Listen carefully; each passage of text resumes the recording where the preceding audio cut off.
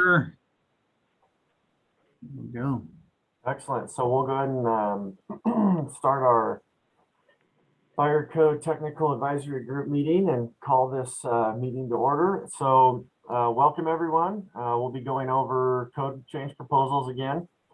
Let's start with a roll call and make sure we have our quorum. All right. Tony Doan, Here. Meg Haley, Quinn Ty. Here. Am I saying that right? Yeah, you got it right. Then we were informed John Naper would no longer be here. So is Mike Six here? No. Is John here by chance? Just in case. Dave Cocotte? Here. Ken is not attending for a while. Damon is no longer here. Chris Seaman. Chris, are you on? I am. Am I not hearing? There. Yes, we can hear Okay, you. cool. Sorry. Also, having Corey- trouble with it. No worries. Corey Thomas, Present. Matthew Campbell, Here. Kevin Marr, Here. Zach Tuck. Here. Fantastic. So we have 8. Okay. All right. All right, very good. Well, welcome everyone. Let's go ahead and start with reviewing and approving the agenda. This is item number 2 on our list. So let's go ahead and take a quick look at that. And if there's any proposed changes, go ahead and speak now. Okay, looking for a motion to approve. So moved. Second. Okay, we have a motion and a second. Discussion? All those in favor, aye. Aye. Aye. Aye. Aye. Any against? Okay, motion carries. Very good. We'll jump to agenda item number 3, which is review and approve summary minutes from 6:30 TAG meeting. Go ahead and just take a quick scroll through that.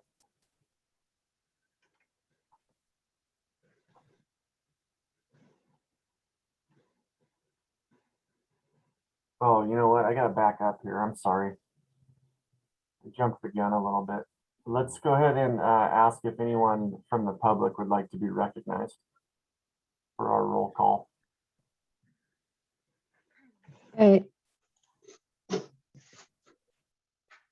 Hi, my name is Shamim Rashid Sumar. I'm present on behalf of the National Ready Mix Concrete Association. Oh, welcome, Shereen. Thank you.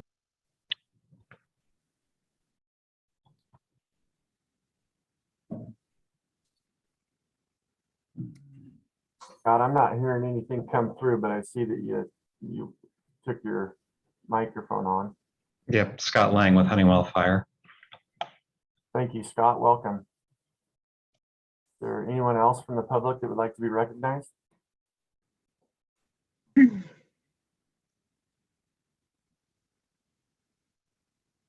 Okay, excellent. All right, let's get back to our agenda item number 3, which is our minutes. If there's any changes, go ahead and speak up now. If not, looking for a motion to approve. So moved. Second. Okay, we have a motion and a second. Discussion? All right, all those in favor, aye. Aye. Aye. All right, any against? Okay, motion carries. All right, so let's jump to agenda item number 4, review code change proposals. So most of these are Ken's, and Ken's going to join us around 11 today. As soon as he gets done with his other meeting, he got a double book. So in the meantime, what we want to do is we want to see if anyone is available for some of our other ones. So we have a proposal looks like it's number 75 from Kim Williams, Sound Transit. We have 2 from Scott Lang, which is 71 and 72. And then we also have 1 from Libby Wagner, which is number 33. And so if anyone is available to present their proposed changes, then that would be great. And I know Scott's here. So Scott, is this a good time for you to jump into that? Yeah, it's very unexpected. Just pulling it up right now. Sure, okay, yeah. And John, also, it looks like Meg Haley has joined us. Is that correct, Meg? Yes. Excellent. Okay, very good. Thank you. Very good.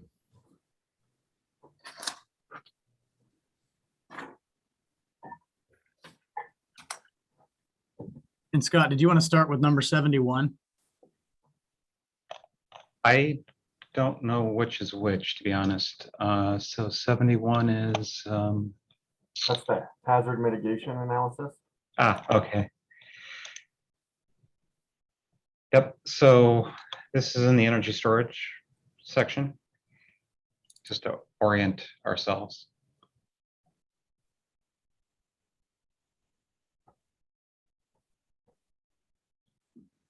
And currently there is listed a number of items that would trigger a hazard mitigation analysis.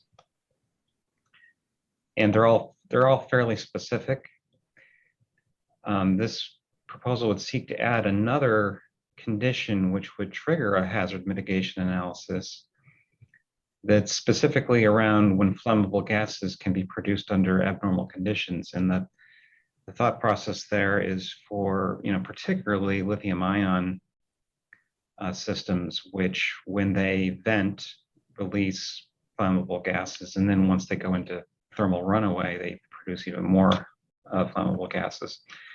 This is a proposal that was accepted, public input that was accepted to NFPA 855. And I'm not sure what will happen during the second draft, but it's something that's being considered there as well. The idea is that, lithium ion battery systems have a certain unique set of circumstances that really warrant a closer look with the hazard mitigation analysis and ways of mitigating potential problems from those as they undergo abuse. Okay, thank you, Scott. And as far as an economic impact, what are we thinking on that?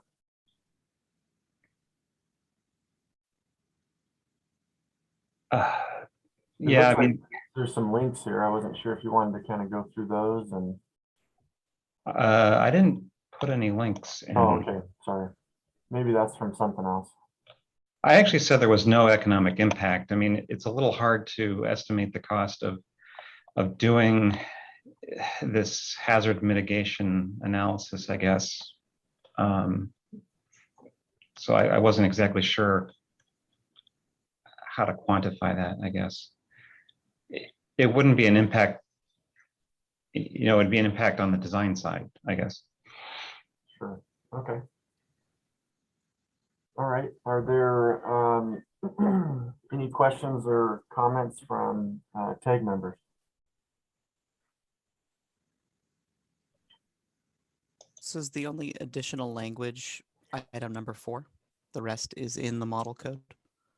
Correct.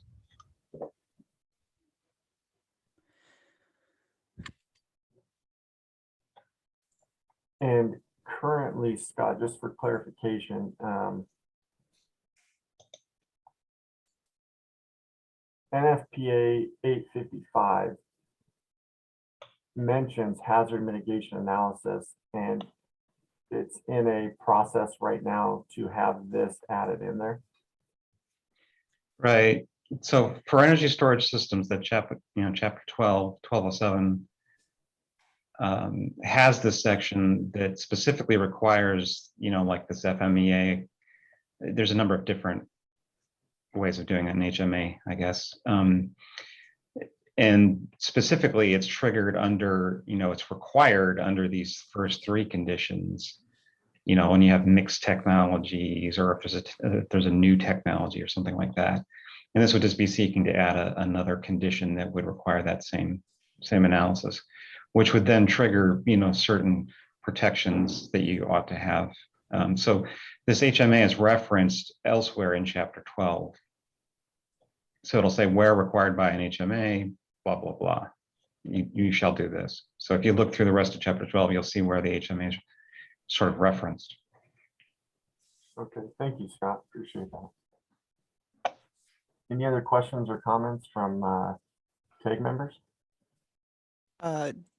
Do we know under what situations do we apply 1207.1.4? I just want to make sure that we wouldn't be applying this too broadly and getting ourselves into more than we want. I want to make sure that there's some kind of trigger threshold to get us here first, so that I don't have to apply this to, I don't know, my kid just bought a hoverboard. Sure. So it looks like You'd have to look at the scope for chapter 12. so looking at the scope for the general section for 1207.1, it says that the provisions in this section are applicable to stationary and mobile electrical energy storage systems. And then the exception is in group R3 and R4 occupancies. Those are to comply with 1207.11. And then ESS, that the energy storage systems in 1207.1.1 under scope having capacities exceeding values shown in 1207.1.1 shall comply with this section. And then it has a list of different technologies and energy capacity. So how far reaching that language is, I don't know. Yeah, that's good. That at least there's a threshold that it has to exceed before we get there, which makes me feel good. Okay. All right. Yeah, no, that's a really good point. Yeah, thank you for bringing that up, Chris. So as we're looking at that, looking at 1207.1, the first exception, are we somewhere removing that R4 reference because we don't have R4 in Washington State? That's like a sidebar. Yeah, that's a good point, Dave. We're also 1206.14, looks like the same thing. Okay. There may be other places, so we may want to take a look at that to see if we make sure we have that removed out of there. I'll make a note of that. 1207.1. 4.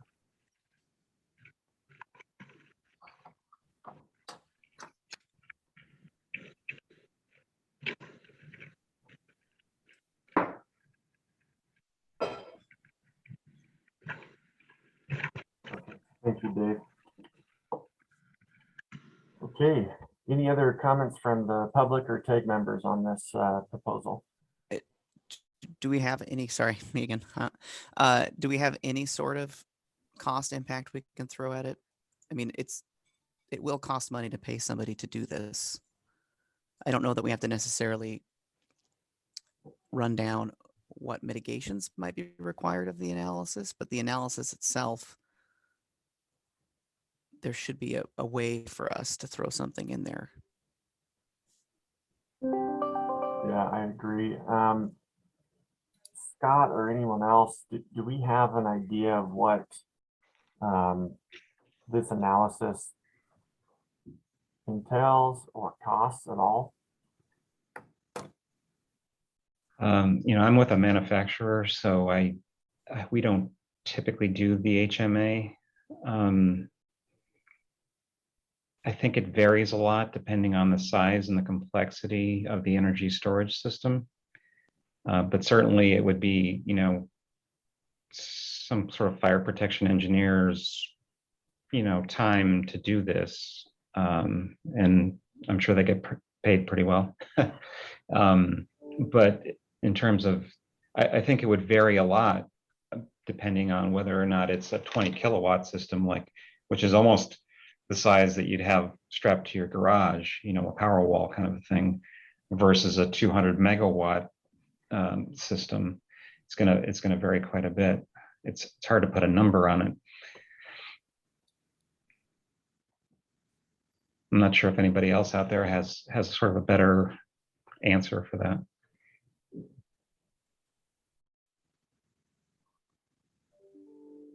On the We economic, may just want to put in the wording that, yes, there is an economic impact and it would be the cost of doing the analysis, which we don't necessarily have to have at this point. It's just a matter of saying that there's going to be a small cost associated with it.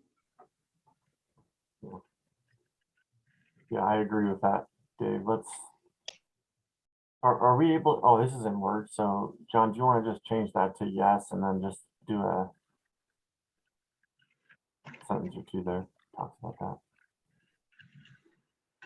Yeah. let's see if I Good. can- Scott, do you have any issues with that? Because we're modifying your proposal? No, that's good. I was struggling with it myself, so. Perfect. That didn't work. Huh, let's try that.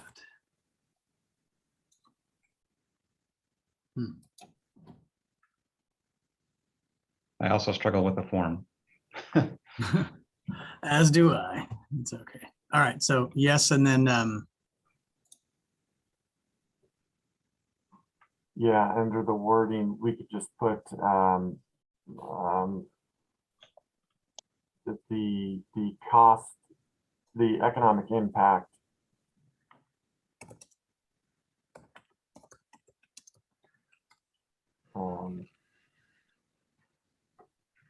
will be the cost of services to provide a hazard analysis. Someone wants to reword that, they can. Makes sense. I might add the cost will scale with the size and complexity of the system. Perfect, thank you, Chris.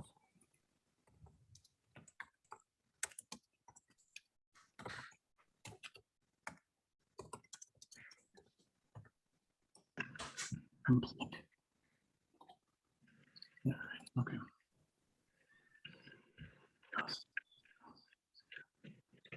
Put complexity and size. I think that would button it up. Perfect. Thanks, John.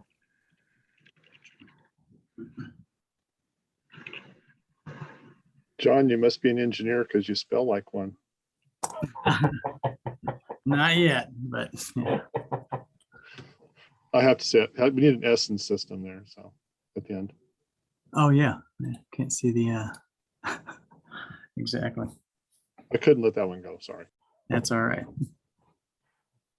All right, very good. Okay, any other comments or questions on this proposal? Okay, we'll be looking for a motion to push this to the BFP committee.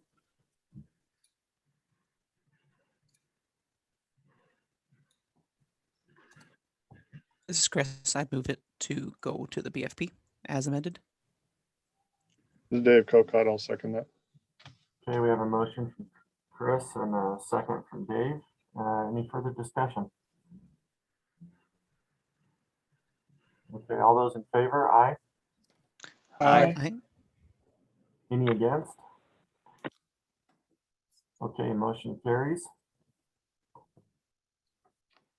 And we'll put Scott back on in the limelight again, and we'll take care of his other one if he is ready for it. Sure. Number 72. So this is also in section 1207 for energy storage systems. This is a little bit complex, so hang with me. But, I'm with Heimel Fire, and so my expertise is in smoke and fire detection technologies. This proposal would seek to strike this language that would allow radiant energy sensing fire detection systems and require that you have a smoke detection system for fire detection of these energy storage systems. The reason that I'm talking about taking out the radiant energy sensing is that typically, if you look at the definition in NFPA for radiant energy, they talk about flame and spark detection. Those would not really be considered early warning systems like smoke detection. And so that's the rationale for taking it out. Now, when this was added into the fire code, I'm not on the fire code committee, but when it was added for the fire code for radiant energy sensing, I think the intent was for it to be thermal imaging. And the idea would be that you could see when something was starting to overheat. You've got some kind of abuse factor going on in your batteries, and you could see it with thermal imaging. But the way it's worded as general radiant energy sensing. And so somebody could interpret this, they could just put in a flame detector, and that would require the batteries to be completely into thermal runaway and flaming before you see them with radiant energy.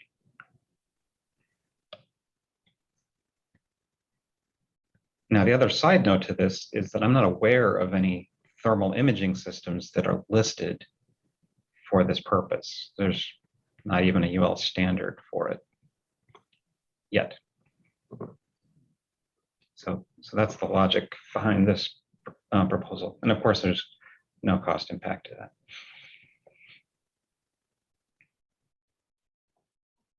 Does the lack of listing kind of by default take care of the issue with the language being involved, in there? It doesn't, because there are listed flame and spark detectors. Oh, understood. So my issue is that it's sort of, it's using a generic term, and somebody who's not savvy might find a flame detector and slap it up on the wall and think they've got, early warning protection, and they really don't, unless there's smoke detection there.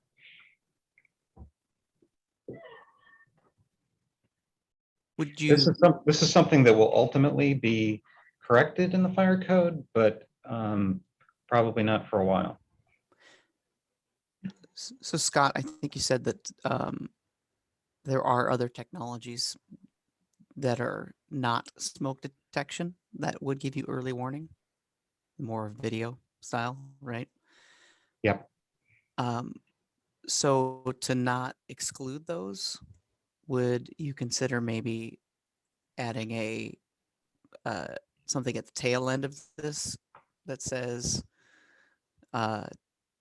flame detection and spark detection may not be used to meet this criteria, or something like that? Specifically say the two that that don't work for us instead of excluding everything else. Does that make sense? Yeah, I'm just trying to think of how to word that. Because if somebody did come in with video, it would seem to do the job of being early warning, right? But if you could still do it under an alternate means, no problem, but just to make it easy on people. You could maybe add the words thermal imaging, radiant energy sensing, rather than excluding flame and spark. Mm-hmm.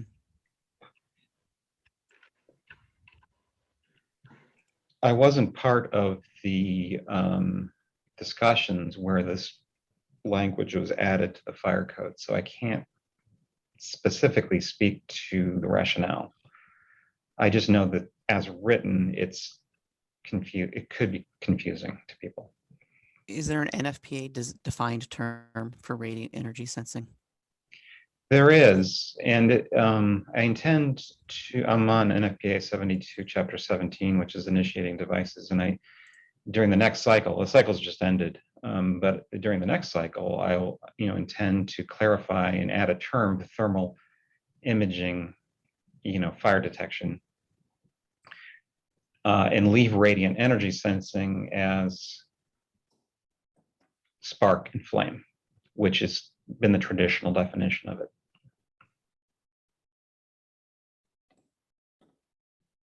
This is Meg. I'm looking at, I just did a search and there's just a lot of wording in chapter 17 of NFPA 72 about radiant energy sensing, flame, smoke, and gas that can be used to discover or recognize potential indications of fire.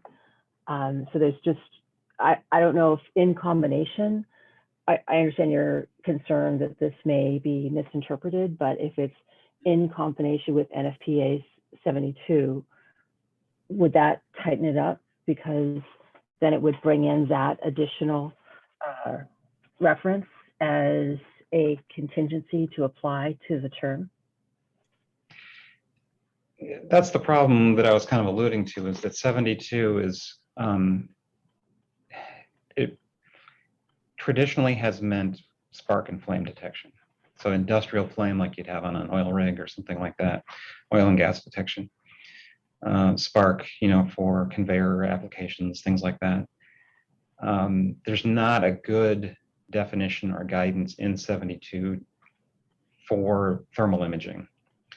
It's something that we're seeing on the horizon, but there's no UL standard. We intend to create a UL standard for it.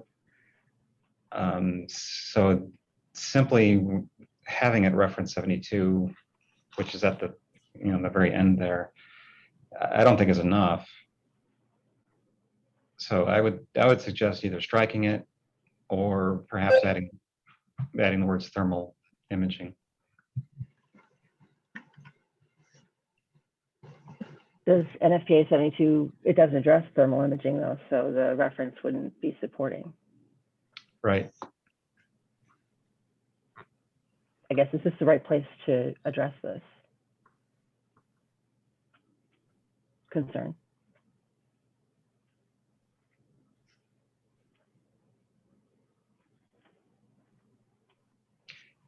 I guess my intention is simply to avoid somebody, potentially installing the wrong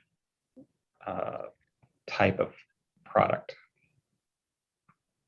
because there's not a lot of guidance either here in the fire code or in 72 at this point. Well, but smoke detection isn't necessarily the best method of detection for early warning of off-gassing, where if you're not creating the smoke that like say a high sensitivity smoke detector would require, radiant energy might be the only solution in some circumstances. Well, this is the section on fire detection rather than off-gas detection or gas detection.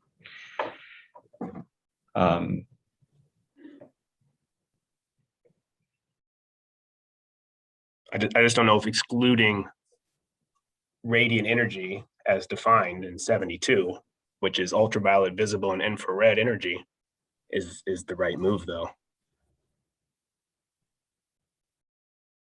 Zach, I think what you're saying is kind of what I was suggesting. Let's exclude the things that we know don't give us good early information instead of the whole bathtub full of things. Exactly.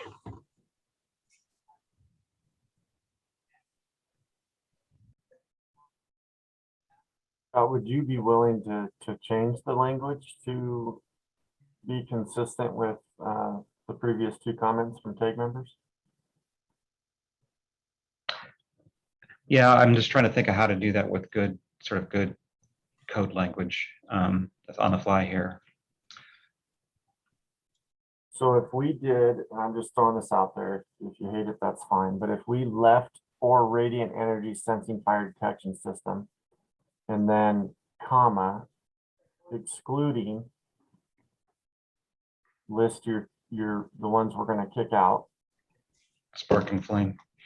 Spark and flame. Or do we add an exception to 1207.5.4? So we don't have to mess with that language and just put it into an exception. That's probably best.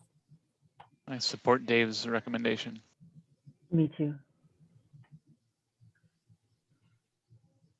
So after 1207.5.4, we'll do an exception.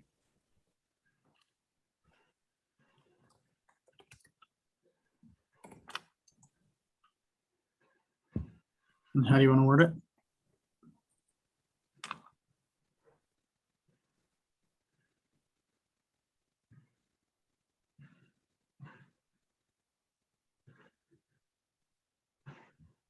Uh, So Scott, are we just saying it's the flame and spark detectors? Yes. So I think we just need to say flame and spark detectors shall not be allowed.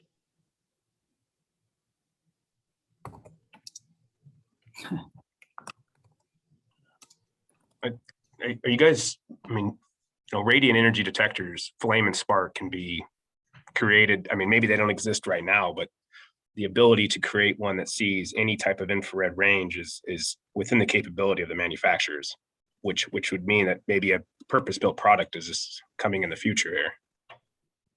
I don't know why we would exclude a technology that could be purposely built for this hazard.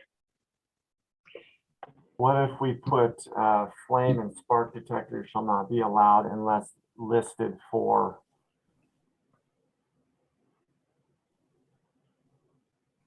That's already sort of implied in the code, I guess. The way I've tried to define it in the scope of the document that we're trying to create for this, which would be thermal imaging, is I would call these, existing flame detectors like you would buy, like I said, for oil and gas.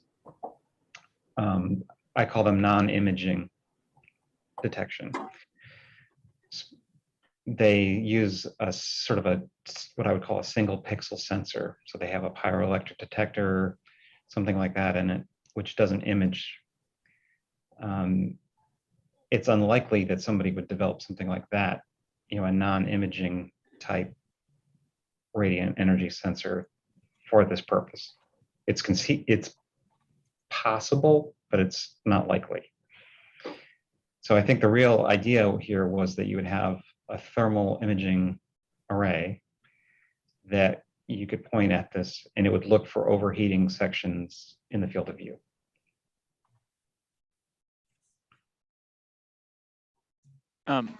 Scott, That's why I would suggest adding the words thermal imaging, radiant energy sensing. And I think that would not exclude anything that we don't want to exclude.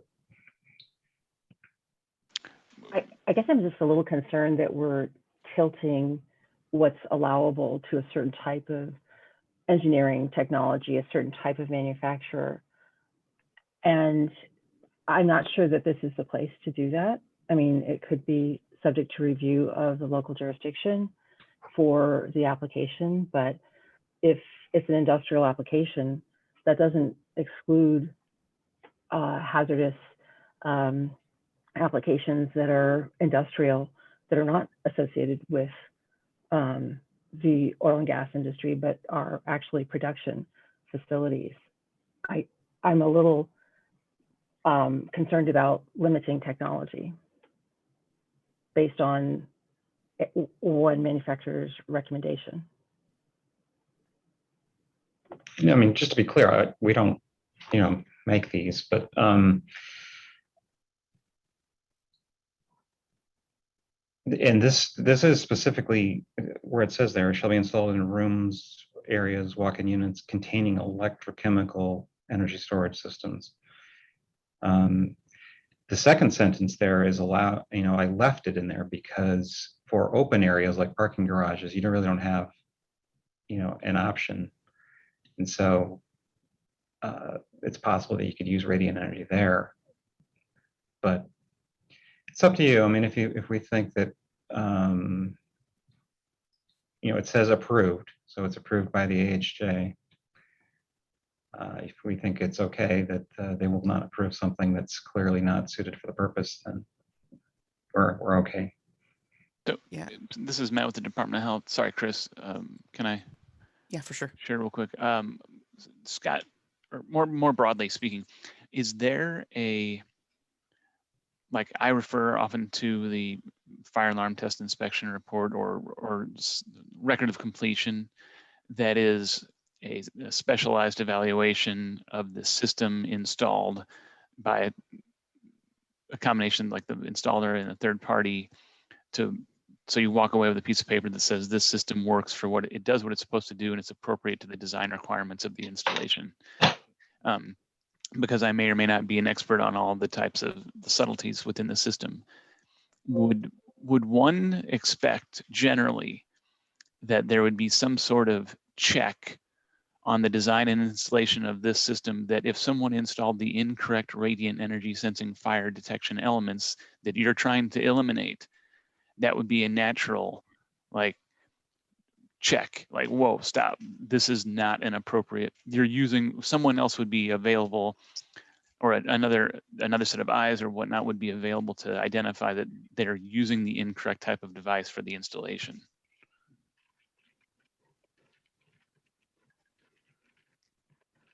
I'm sure it's going to vary a lot between jurisdictions, right, and enforcing authorities.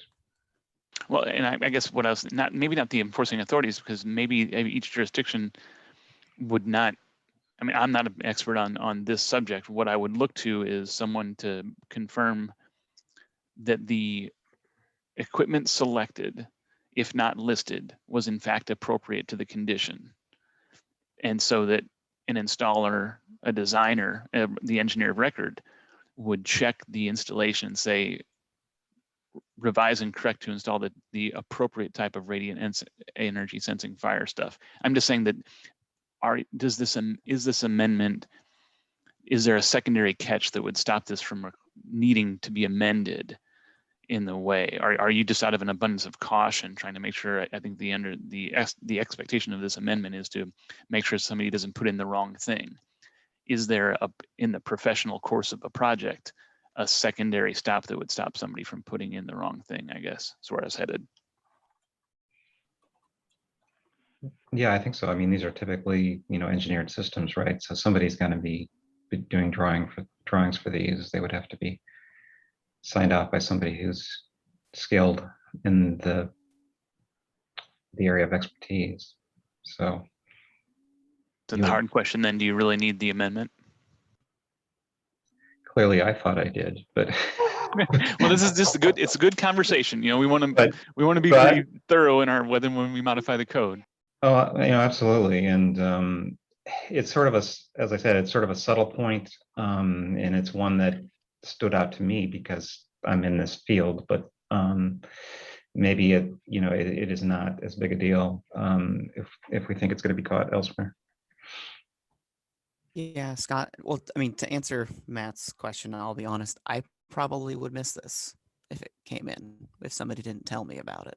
I probably would make the mistake and approve it with something that isn't really appropriate because it says at radiant energy sensing fire detection. I probably would see some kind of flame detector and go, well, that's what that is. Okay. Just from I'm not going to dig that deep, honestly, just with the amount of time that I have. I think maybe the way to solve it is education. And also the folks that are going to see these are going to be less likely to be engineers, right? These are going to be people on the east side, smaller jurisdictions where there are data centers and things that see the most of these, I would expect, for where, people are going to have battery backup power stuff.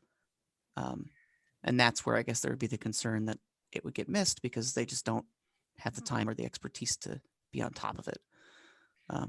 So I guess maybe that's what I would suggest is it's maybe not an amendment that we need, but we do need to tell folks that we found this hole and we need to make sure that nobody slips through it. I mean, would a way to address this be to just note to the jurisdiction in the exception that if it's an exception or basically a point that fire protection engineer should be required or may be required for additional reviews for permitting if it's not stamped by a licensed Washington State engineer.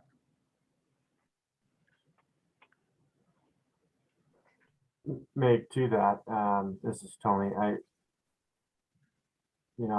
think a lot of times that's kind of the route that the state goes with different things. They'll end up offering some courses or classes, or send out a flyer to the jurisdictions, or post it on websites and whatnot. And I tend to agree that outreach, I think, would be the best for this. Scott, maybe your best bet would be to work with some organizations like the Fire Marshal Association and see about putting out some information that we can kind of all agree on, or you and whatever organization you decide to work with, and start to get that out to jurisdictions.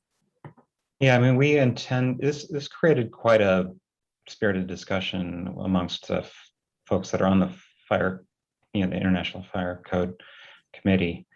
And we do intend to update the commentary with the code. And then we hope to add some annex language in NFPA 855 that explains it. And then, ultimately, I would hope that we would explain what we mean a little better in future editions of the actual requirements. But, that will take some time. Yeah, So. absolutely.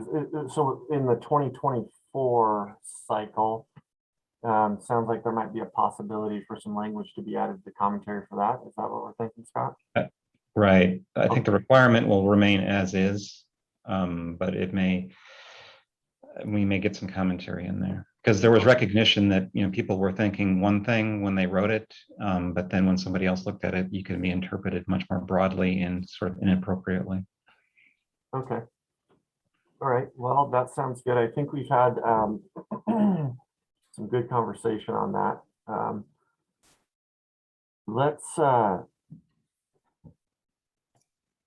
Is there any other comments or that would like to be made on this? I guess this is Meg. I just wanted to, is there also a concern that engineers are missing this requirement and maybe specifying the wrong thing? Is that what you're trying to address, that either engineering is not required or the engineers are not as informed, educated about this issue? Yeah, I don't know if I know enough to even answer that, because this is something that I discovered, in the last few months, I would say, in terms of a requirement there when I was looking through the code. And it just seemed inappropriate to me, and I'm not exactly sure how it's going to be interpreted. It may be very well that everybody that reads this decides to put in smoke detection because they kind of know that that's going to provide the earliest warning, in terms of fire detection for these. So it's hard to answer your question, I guess.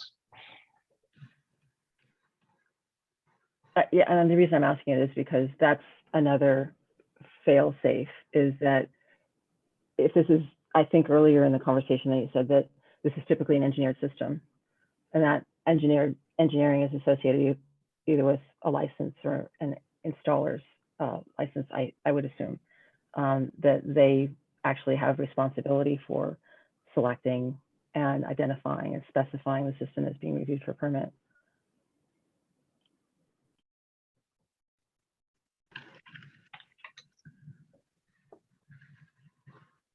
Okay, so let's let's do this. We'll be searching for a motion to either push this to the BFP or to bypass it, and so that's what we're looking for at this point.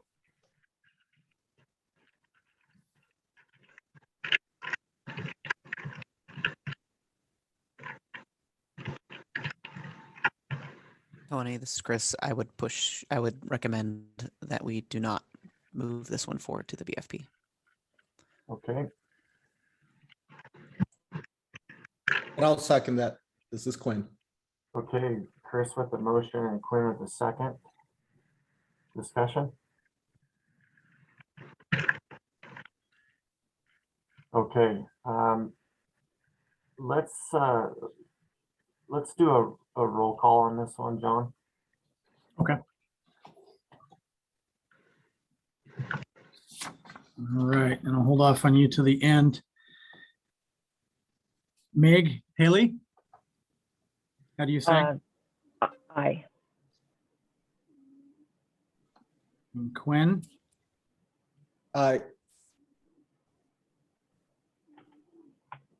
And did, I think Mike Six, are you here now?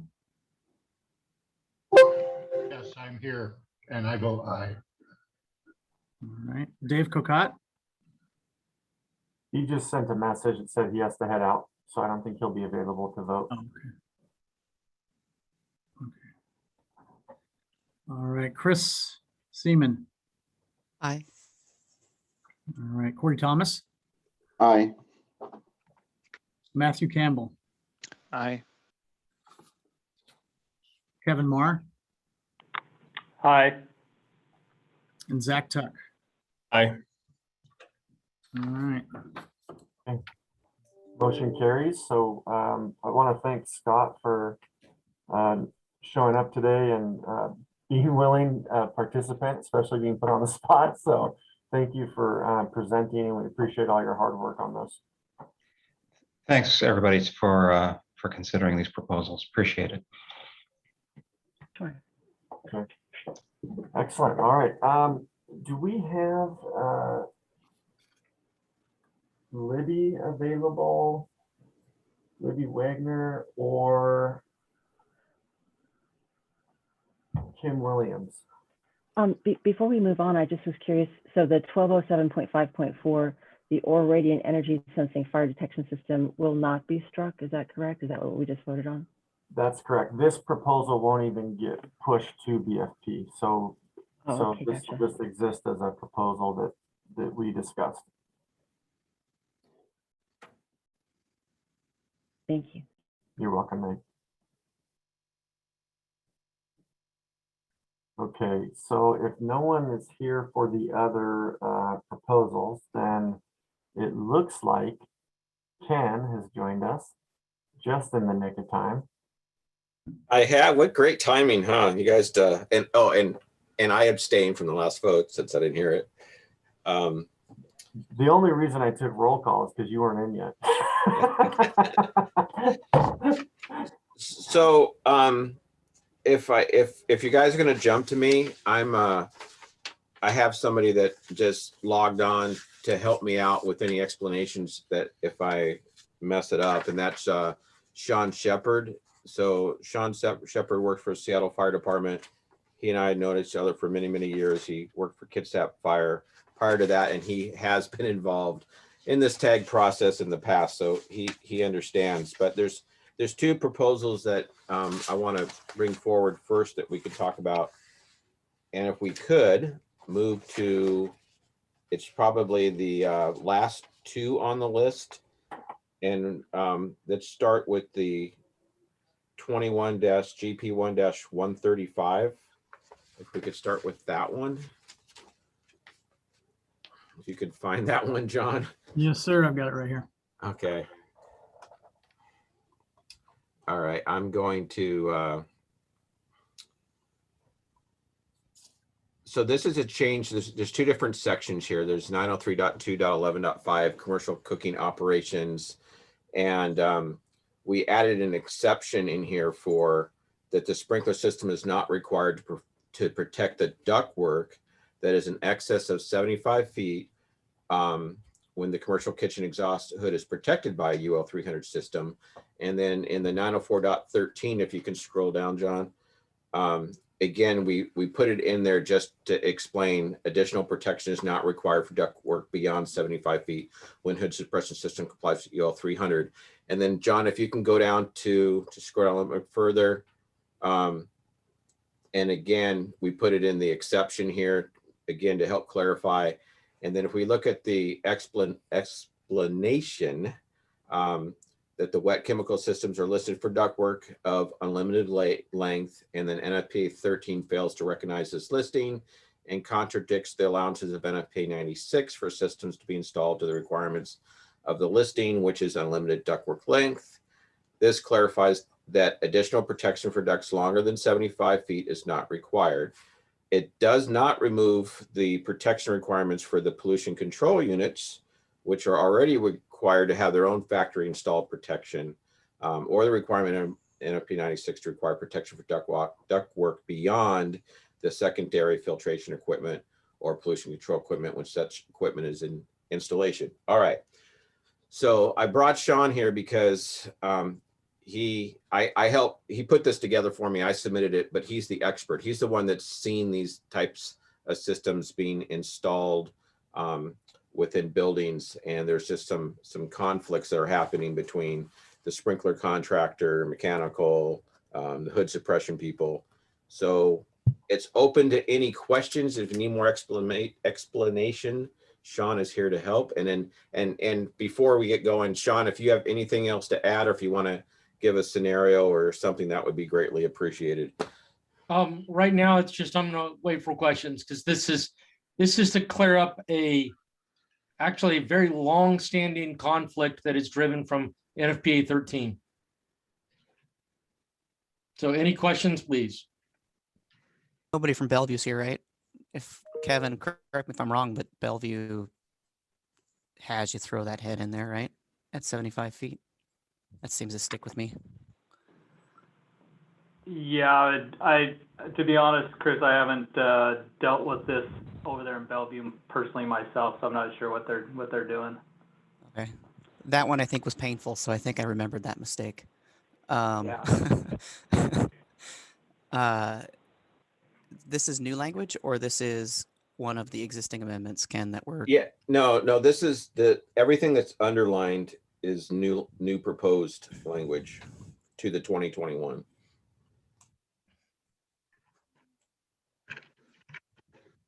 This is Meg. I just was curious if you could just really summarize that the concern is it the interaction of the water and the chemical in this particular hazard condition, or what is the concern that you're trying to address that you feel NFPA 13 does not?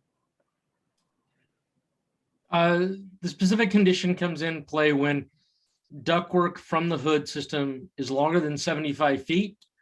And so you have a wet chemical system installed in the hood and the first 75 feet of the ductwork. And then it is how it's been interpreted is at 75 feet, you don't protect that with the wet chemical system.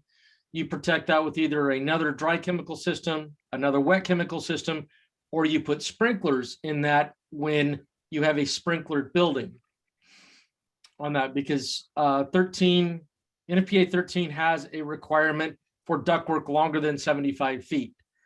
It is a issue that is known about from 13. I have talked to some committee members regarding this. UL has been trying to adjust the language in that section of 13 to address this, and currently right now they haven't been successful yet. So it's not a conflict of the means of suppression. It's multiple systems that are put in place to apparently resolve an issue that when UL approves their systems are for unlimited duct length. So it's to resolve that conflict. And just to clarify, there's no hazard of combining, or is there hazard of combining the? There's not okay. There's not a hazard to combine, but it can be very complicated for the design teams involved and for the ownership. One of the things that comes into play is most ductwork is actually sealed. That's a requirement from the mechanical code. And when you put sprinklers in there, that runs into problems on how they actually deal with the penetration into the ductwork that's required to seal. And that can possibly be one that actually shows up. Right, because the ductwork itself has to be wrapped usually for the hood systems. It's the wrapped in the ceiling. And if you go through the most common application that the sprinkler systems use to protect ductwork, which are flex heads, those flex heads do not meet the requirements of the mechanical code. And have you had success in other states in making these amendments? Have not tried in other states. Thank you. From a designer perspective, what how does this change the way the system comes together? I guess I'm trying to figure out question one would be, is this more appropriate to be modified in NFPA 13? And question two, is this more appropriate for the mechanical, since we're not talking about the hood suppression system, we're talking about the ducts that serve the hood suppression system, correct? Correct. We are talking about the ducts. Okay. So I usually would start with the fire suppression system for the hood component is in the fire code, and the more appropriate location for duct requirements, say access panels, slopes, ceiling, construction, is in the mechanical code. How would all these work together? I guess are you fixing a mechanical code issue in the fire code? Are you fixing a sprinkler code issue, a sprinkler installation issue in a commercial, in the hood system, the hood part of the fire code? This is to resolve a requirement in 13, and it is more appropriate to be solved in 13 where that is happening. I am currently working to resolve 13, but this will not be resolved at its earliest until 2025, which won't be issued until 2026. So this is trying to resolve this through the code ahead of when I can be successful in changing 13. This is the appropriate location because this is not a ductwork issue. This is the protection of the hazard of the ductwork, where the UL 300 system is resolving this. It's the problem when the ductwork gets beyond 75 feet in a sprinkler building. Would this have any conflicts with, I'm still trying to figure out, are we talking about like the 300 system runs up into the ducts, or you have a second UL 300 system in the ducts as opposed to a wet sprinkler head? And let's put ourselves in a, so I can, this will add a little, another layer here. You're in a hospital, a hospital which would have to apply to, theoretically, someone would be holding it to the IFC, as well as past editions of NFPA 13, and are likely to have a duct system above 75 feet, an I2 occupancy. How would that shake out for, is there a, I guess, part one, would this make that any worse of a challenge as far as choosing which codes to apply under which circumstances? And part two is, I was trying to think of the, So Matt, I just want to. Oh, is there a design solution? I'm sorry. Is there a design solution that gets you out of this issue that is available to the designers? So apologize for that. Matt, I want to just ask you a quick question on your analogy. Are you talking about any ductwork, or are you just talking about a kitchen exhaust ductwork that this is pointing to? Oh no, this is, I'm limiting my thought or my thing to the first floor. The kitchen's in the first floor of the hospital. Maybe they can't get to the exterior wall within 75 feet. That's more likely to occur in these institutional occupancies. Okay. Well, no, I'm in a small town, so that's not true. You have plenty of big buildings with restaurants in them, so, but not in my town. So. Okay, Matt. So your example is pretty appropriate. You have a kitchen on the first floor. For some reason, you can't get to the outside of the building within the 75 feet.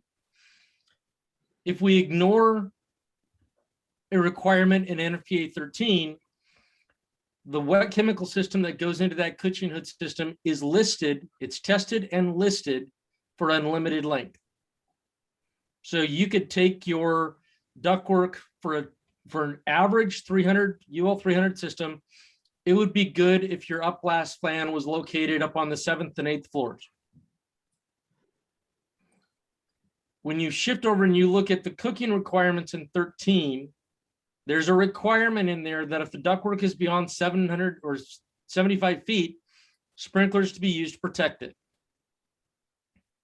And so now suddenly you have 0 to 75 feet, your UL 300 system that has been listed for unlimited length now only protects to the 75 feet.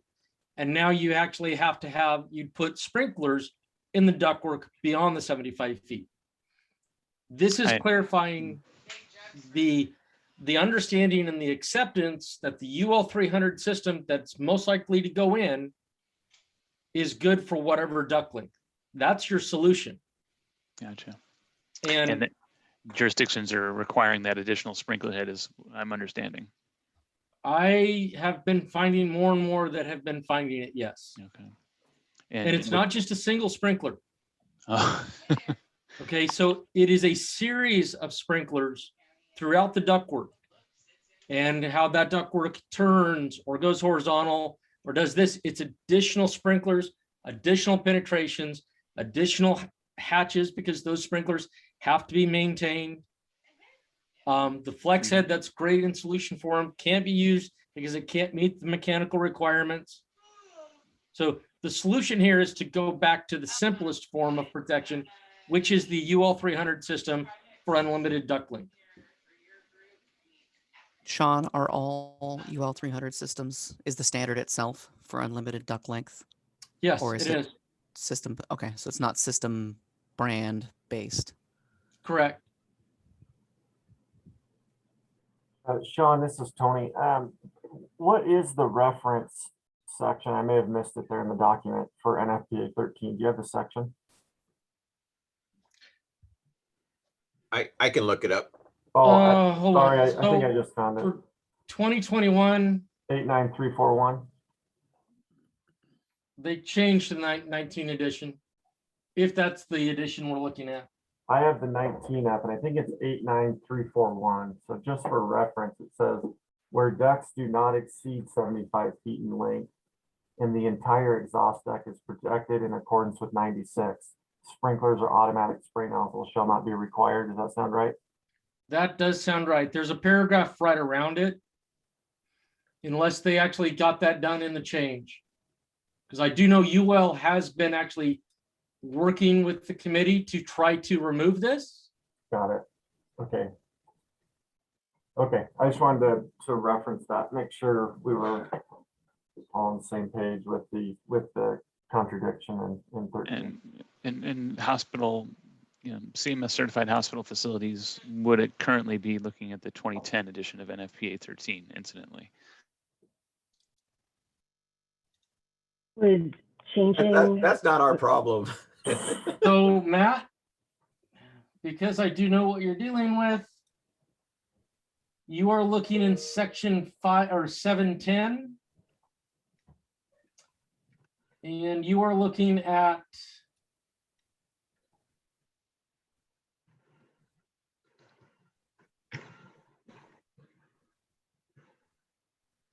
(710.3.4).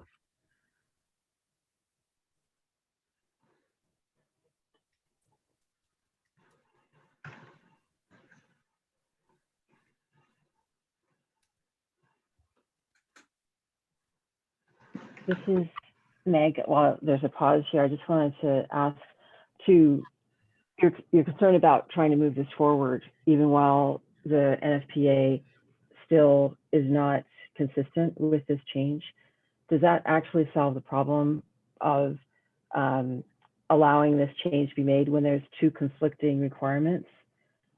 And generally, in that case, the most restrictive applies? Well, if you look at the beginning of the fire code, so we have the code itself, which is the body of the code, and then it talks about the reference standards to NFPA. But I believe that the code language in here, if we made the change, would take precedence over the standard.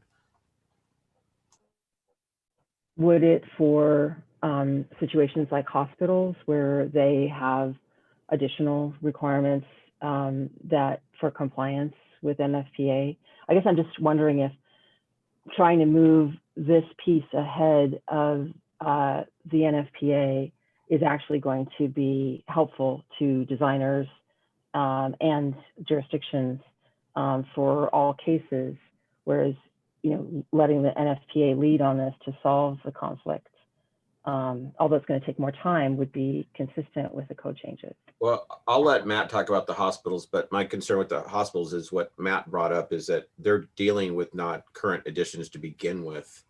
So even if NFPA dealt with it sooner and got it in the most recent, Matt wouldn't be enforcing it, right? You'd still be back in the 2010. So it wouldn't even help them. So at least Matt could turn and look at the fire code and say, well, this is what it says in the fire code. And, you know, we're going to use this in lieu of the 2010. I don't know if he has the ability to do that or not, but I'll let Matt answer. I don't know that there's a, we have a lot of occasions where there are different editions of the code applied to the same building, and mine was merely to introduce, just to add that into the conversation, not that it's particularly of extra bearing on this one, because we have that in a lot of different circumstances. So that component won't get fixed, and it's just something that where we share jurisdictions, that we work through on a case-by-case basis. And Ken has he describes the approach that we generally do take, is it is on a case-by-case basis, and we would look to another recognized consensus-driven document to defend our decision. If, for example, on a routine basis, I may choose not to make a comment regarding the next 75 feet of duct in a hospital, knowing that the overall review is in coordination with the local jurisdiction and their fire team that are evaluating to the fire code and appropriate additions of NFPA 99, to say that in general, a defendable position on the choices consistent with codes has been made. So this is probably something that I just had not been aware of to know it was even, maybe a number of us might not have run into this, but it does seem like it's a conflict, and I think that seems like an appropriate modification, particularly if it's being evaluated in the NFPA 13 committee as well. I think that's a good basis for including it in consideration for the modification of the fire code. My only secondary concern would be that local jurisdictions may choose to further apply their own, make a local amendment. I guess they could Bellevue still decide that they want that if they do? Absolutely, because the 102.7.1 of the fire code addresses conflicts, and it says where conflicts occur between provisions of this code and reference standards, which are the NFPA, the provisions of this code shall apply. So that's where we get into being more restrictive and helping to explain or change some of the things that are in NFPA 13. But yeah, so I think Bellevue could still do what they wanted to be more restrictive by just amending their section of the fire code.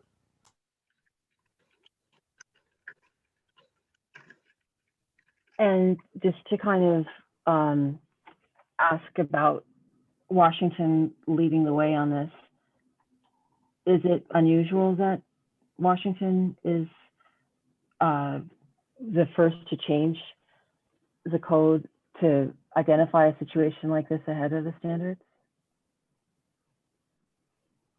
I have seen Washington take the lead, and I mean, one of the examples probably be Chapter 39 with the plant extraction stuff that Sean Shepard had worked on in the past, and then the baton was kind of held or taken on by others, and then we had our own little marijuana rules here in Washington, and then most recently now we have Chapter 39 that was kind of based on all of the things that Washington did. So that's just one example.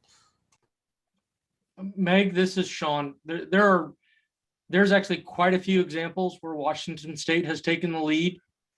Marijuana is a recent one, but changing requirements for Christmas trees, vegetation buildings, marinas, to some degree, the radio system requirements we've done.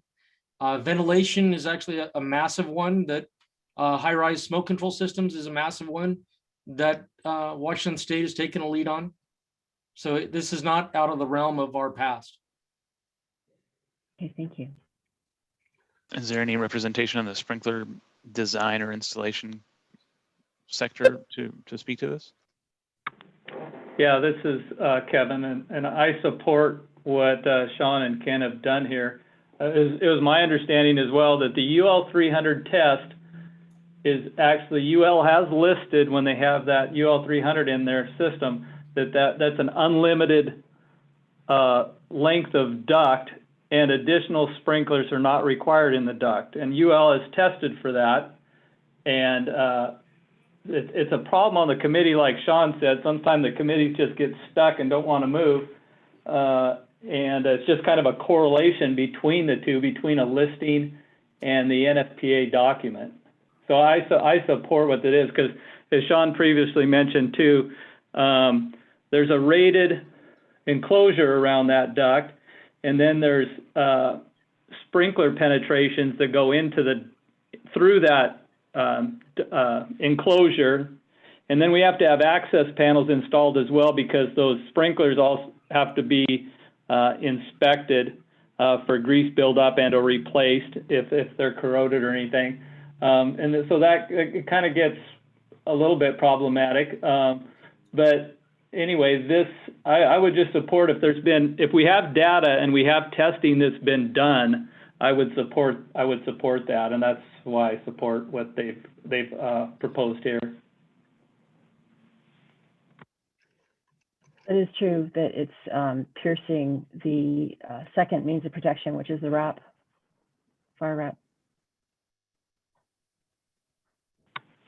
Right, with pipe penetration, then also access to visually inspect those sprinklers that penetrate the enclosure and through the metal duct.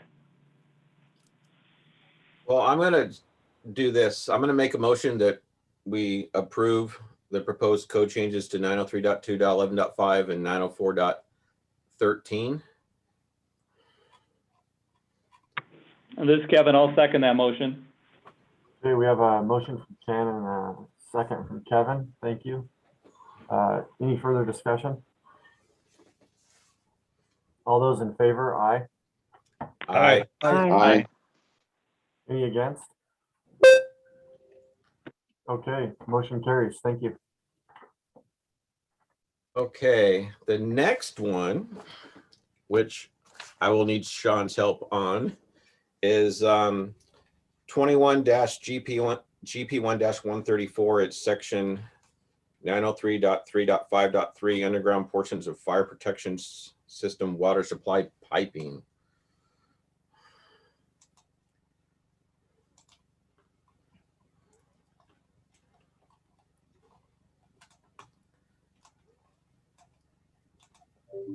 Okay, sorry, I got multiple screens going on here.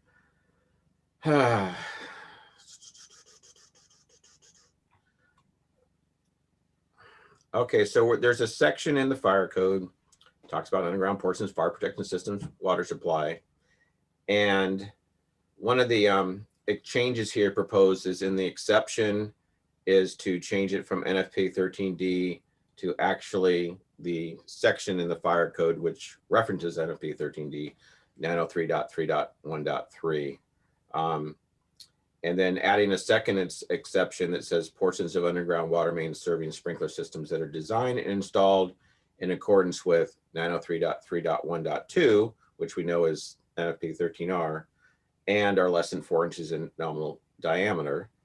And I will let people, if you want to scroll down so I don't have to read the entire thing, if you can show it, John, and let people read it, and then if they have any questions, Sean and I are, or should I say Sean is the expert, the fire protection engineer, and let him answer anything on this. So I'll just give you guys a few seconds and then fire away. And I think this one came up last week, and I promised to look at it a little bit, or maybe it came up in the building tag. I can't remember. And my concern was there was a bunch of items that I have to technically permit that I don't want to, like combination services. I don't know that the exception that was added there necessarily marries up well with the WAC So, because we have our licensing requirements for level U people, and I think that a NFPA 13R supply that is a dedicated supply still requires level U license and has to follow what is it, 2080-12? Is that what it is? I always forget. 2012-80, that WAC. Would you consider, and what I thought might be a good solution here would be to change the scope of it to use the language that the WAC uses. So it would be maybe a construction permit is required for the installation of the portion of the underground water supply piping, public or private, supplying water-based fire protection system. And then I would insert from the point where the last non-fire water use is taken from the supply mains. That's taken directly from the WAC. I would support anything that would help explain what we're trying to do here. So if you could like type it and put it in the chat, then maybe John can kind of cut and paste it so we all could see it. Hey, Chris, is basically your problem, you feel that you are stuck permitting the combined mains? Yes. Okay, so if we use the language from the WAC specifically to the dedicated water, you think that'll resolve it? I think so. Making it line up with the WAC definition of underground in the section on the stamping requirements. Well, I'm concerned that what's in front of us may conflict with that.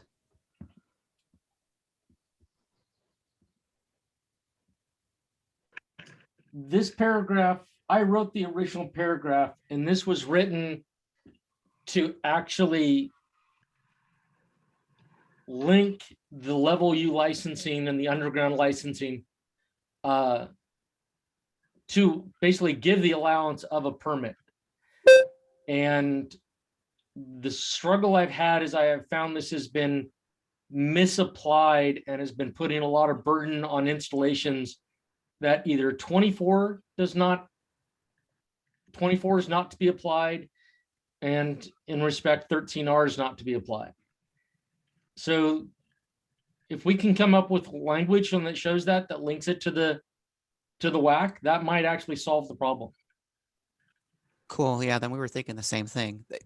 That's the exact problem I was having, is I don't want to have to permit a combination service. I don't want to see it. Well, there is, I mean, in some instances, I will tell you there is value in that. But with respect to, I was trying to work with this regard to the licensing requirement, and that licensing requirement is burdened on dedicated water. So I think we'd be able to cover more of what I was trying than without.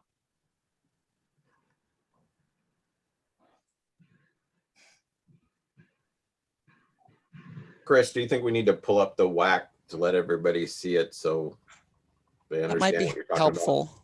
It's 212-80-010.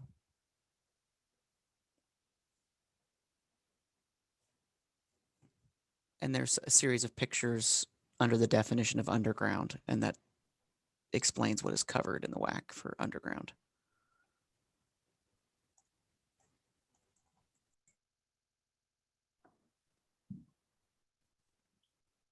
Can you say the WAC one more time? Yep.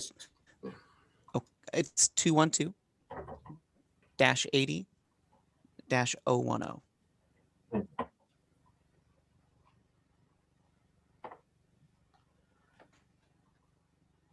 And I don't know, John, are you able to pick it up, or Tony? If not, I have it up and I can share it.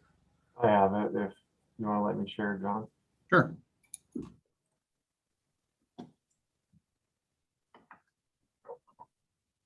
Everyone seeing that okay? Yep. Okay. And then just scroll on down to like the drawing he was talking about. So Chris, What you provided in the chat. Oh, no, wait, you grabbed the actual underground permit. You grabbed the permit paragraph. Oh, did I grab the wrong section? Yeah, maybe I did. Well, I just realized if we do that, then if we change 903, the 903 section would also have to modify the permit section. The 10 something section. Yeah. Yeah.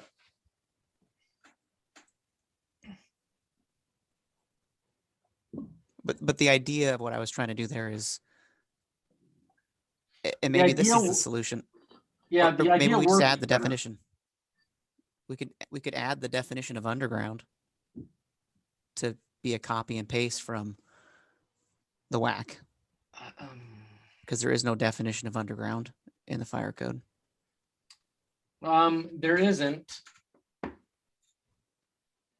The part the problem I've had with the definition is that it doesn't link with how most water utilities look at their own piping.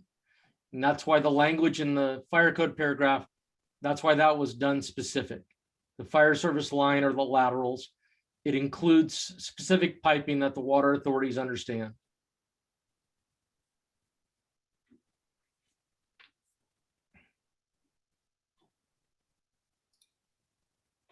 Would there Gotcha. be any advantage to maybe having this discussion taken offline to come back with what you two agree is the best wording on this? Chris, I'm willing to work with you to improve Yeah. the language. That works for me. Just is there general buy-off from everybody else that this is messy and it needs fixed, and that what we're trying to do is the right thing? Sorry, this is Matt. Is this an effort to address a kind of a deviation presented in the scope of license activities presented in the WAC, because a design requirement accidentally got stuffed into the WAC because they were talking about contractor requirements? Or was this a really deliberate providing design requirements in a WAC, which is it's not the greatest place to put them because they don't get opened up a lot. Yeah, it's the licensing requirements are in the WAC, and it says when the licensee has to use their stamp. The design requirements are still in the fire code. This is just about, the WAC is all about when a contractor has to be licensed and when they have to use their stamp. The issue is the fire code requires permit on more things than the WAC requires somebody to be a licensed contractor to do the work. Does that make sense? So we end up double reviewing something that is a combination domestic fire service. It gets a plumbing permit and a fire permit. And then there's the mess of, does it require a level U stamp or does it not? It in my opinion, it'd be much cleaner that the only things that the fire code requires permit for would be those that require a stamp by a level U contractor or a level 3 or 2, depending. So, and I agree with Chris, if Chris and Sean and myself, we can like have a separate meeting and work on it. But can we just get a kind of a thumbs up or thumbs down of just, are we going in the right direction group? Because I don't want us to waste time if we don't think this is going to get voted on. Ken, let me answer. There's more to Matthew's answer than Chris was able to articulate. One of the fundamental problems out there is that most sprinkler companies, they don't do the underground work. They sub that out. And while they may put it on their drawings that get approved, that's excluded in their contracts.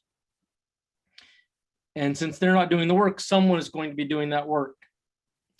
And that contractor, literally because that water becomes dedicated to fire protection, is left to be a level U. And there suddenly becomes a secondary permit. Or in many times, the fire sprinkler contractor is suddenly found responsible for work that he's subbing out underneath his contract, or maybe fully excluded. because it's shown on his drawings if that's the approved drawings. Well, that licensing, the licensing at the level U creates even more problems for that. That's why this paragraph was originally created, was to set up that permit possibility of having two contractors, one for underground, one for above ground. Hold on. And to basically resolve that. This is actually done to clarify the language of where this applies in specific systems. And that's the 13R, which is most often where we see combined systems. And that's where Chris is very correct in that our development groups are actually getting looked at twice, inspected twice, everything for that, because of that. That's what this was done for. This is Quinn here. This question is for either Chris or Sean. Am I missing something? If you guys go to that same WAC chapter and instead of going to 10, go to 18. It's that first link I posted in the chat. Am I missing something where on level 2 NFPA 24, there's also a similar language that says, no, it doesn't have to be, with less than 4 inches. That was brought into, if I remember right, because I was on the tag when that happened. That was brought in to clarify requirements because of questions they were receiving from people either that were looking at being level U or were level U, of what they were responsible of doing or what the licensing had to have.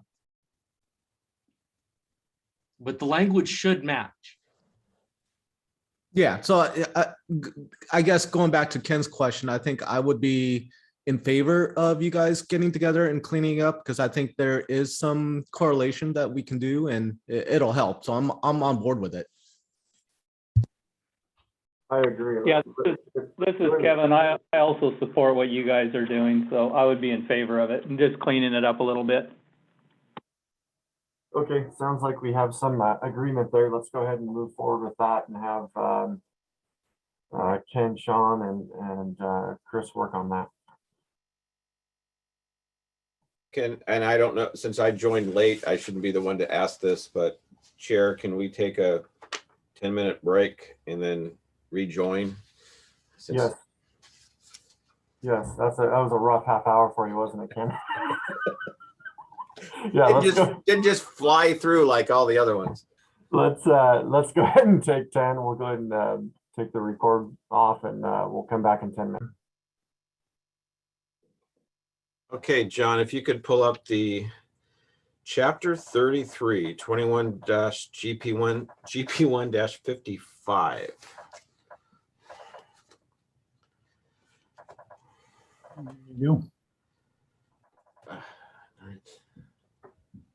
You know, I'm impressed how quick you're doing this, John. Yeah. Well, thank you. I was hoping for some more lag time, but I didn't. Okay, so this proposal is something that's being proposed in the 24 code, and it's just a reorganization of chapter 33 to make it more user friendly. So I really need you to probably, if people haven't printed out and looked at it, if you could just slowly scroll through it, and just so they can see where the changes are with numbering, and some title changes that are in, like that one right there, administrative safety controls. The body of it hasn't changed. And then the only other, in chapter 5, I'm sorry, section 5 will help explain a little bit more, because I just, again, used the proposal that's going in the 24 code.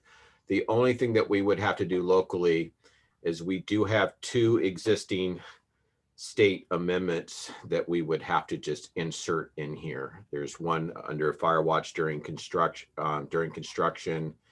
and then also the one for fire safety requirements for buildings of type 4A, 4B, and 4C construction, unless it's already in there. I can't remember if they brought it in the 21 code.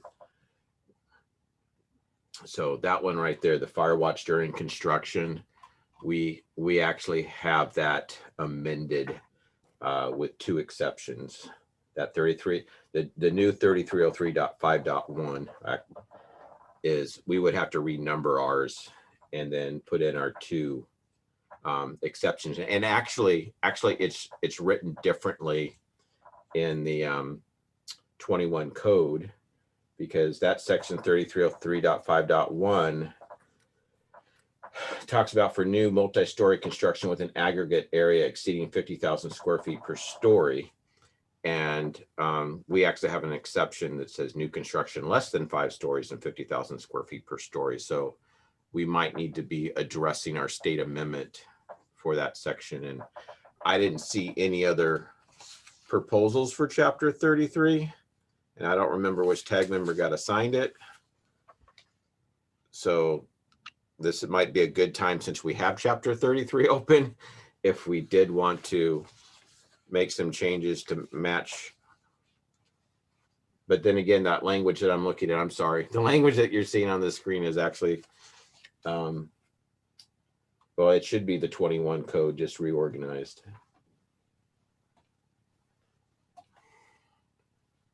And let's see, what else can I say? I have to pull up that document myself really quick.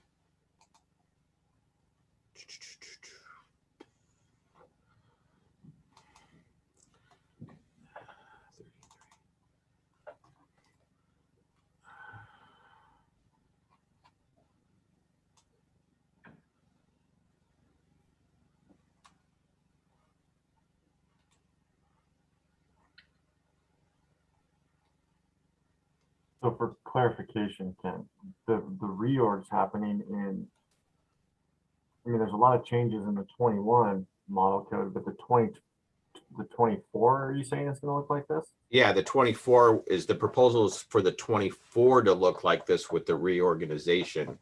So I'm thinking of, well, can we just jump ahead, reorganize 21, since it makes sense to reorganize it. It's already, you know, it's just, that's all it is. It's an reorganization to make it more user friendly. And then I did correct some reference numbers in the original proposal, just that was done nationally. And then again, we would just have to look at our state amendments and make them marry up with what's in the 21 code.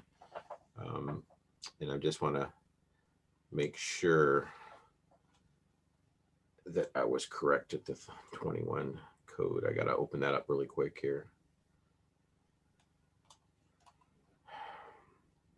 Yeah, because there's a lot of new stuff in the 21 code in chapter 33 that I just didn't know if people were even aware of. I mean, if you go to the 2021 IFC Redline, if you have that, which hopefully everybody does, there's a whole bunch of stuff that's new in here.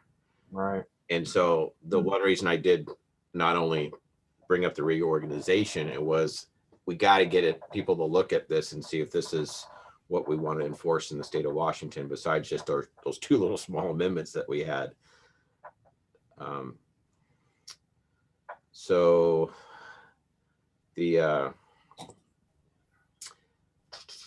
there is the 3303.5 section, I believe that the existing 3303.5 section might cover our state amendments, because it's covering the types 4A, 4B, and 4C construction. Yeah, right there. Good job. So that's new language. So what, you know, the problem is what you're seeing is the 21 language, but you're really not seeing the big changes that happened between the 2018 code and the 21 code. And that's just another thing that I would like us to take a look at. I don't know if, Tony, you have available of who looked at chapter 33. I can see if I can find that really quick. Tony, also it looks like Shamim has her hand up too, if you haven't seen that. Thank you. Shamim, go ahead. Sure. I just wanted to share some information. I actually was an interested party to the ICC Fire Code Action Committee work group on fire safety during construction that put together this proposal for the reorganization of Chapter 33. So if there are any specific questions about the reorganization, I'm happy to try to address those in addition to Ken.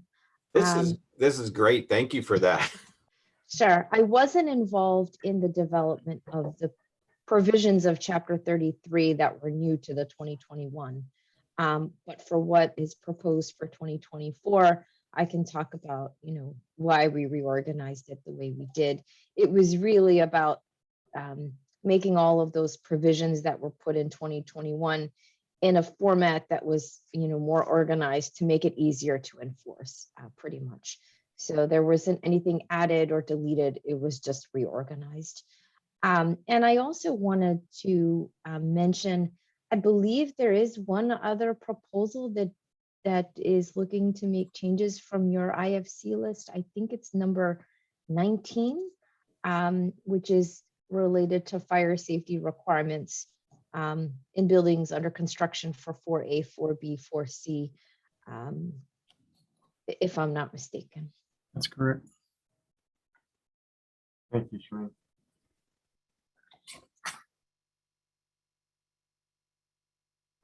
I'm not finding that spreadsheet of the assignments. Yeah, I just found it. It was Dave Cocott and Matt Campbell. Yes. I'm throwing a Matt under the bus. I think that the list that we looked at had only a couple of highlights, and that was one of them regarding fire sprinklers, but that might have been So it was okay.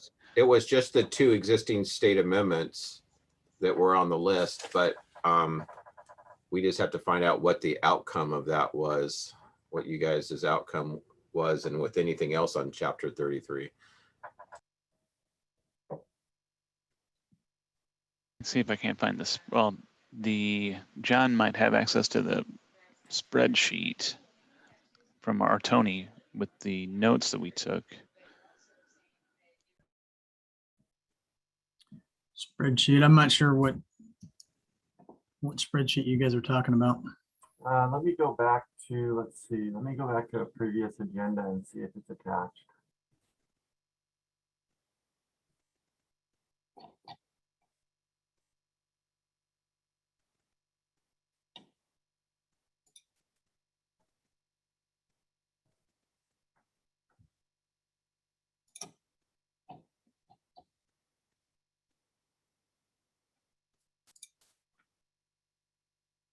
The fire watch during construction.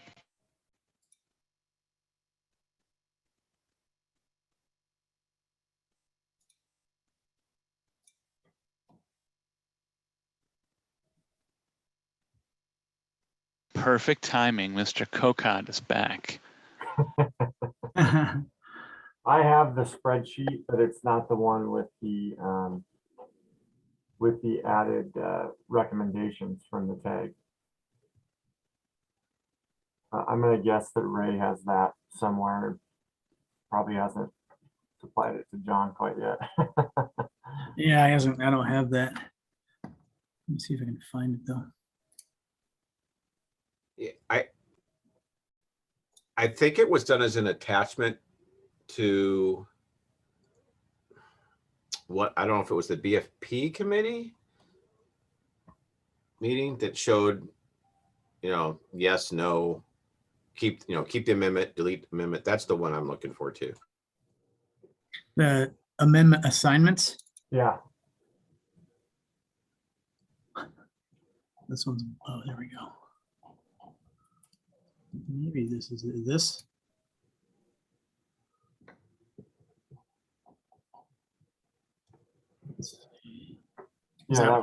Yeah, that's the one. Never seen it, but there is that. Let's see.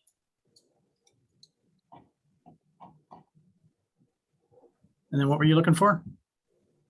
Scroll down to 33.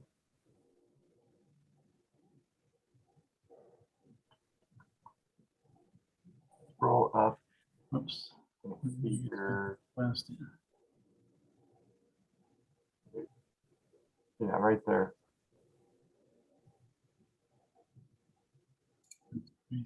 And I'm thinking that maybe that the yellow meant that we needed to work on it. Modify the amendment. Yeah, so I mean, I guess we're in a good spot here since I brought up all of chapter 33. We can look if we want to go forward with the reorganization, or we can, well, if we do, we still got to look at modifying these amendments because we don't have the ones that were brought up was the 3303.5, and that, and I don't know, I can't remember because maybe I wasn't here. Did John Napier or was it John Sue or did somebody present the number 19 code change? Did we get through that one? sure, I don't think we did that one, did we? I don't think we did. Okay, so we have that one to consider. We have the other one, which is the fire watch during construction that we talk about modifying the amendment. So I don't know, Chair, what, I don't really know what direction you want to take in this.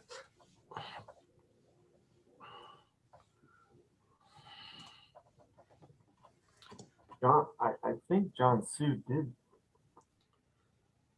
Yeah, I was gonna say, I think we did talk about 19, proposal number 19. Yes. I thought that we talked about that with the rest of the mass timber stuff to kind of. Oh, yeah, Yep, this was forwarded to the BFP, I believe.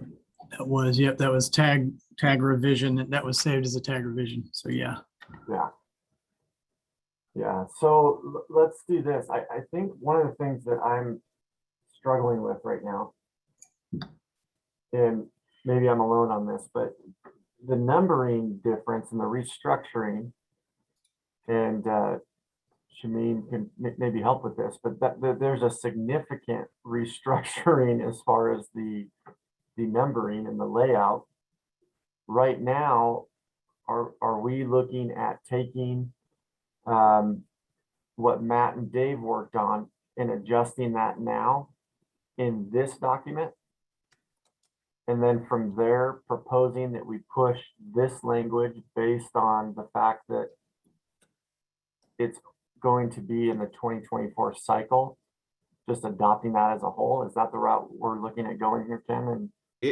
And that's exactly what we could do is if, and again, yes, there's renumbering, but renumbering a couple title changes, but the substance of chapter 33 really hasn't changed. And then, yes, what we could do then is further modify this amendment to include or show our existing state amendments. Okay, so let's do this. Do we have, as a tag, are we all okay with adopting the restructuring, which is really what most of this document is?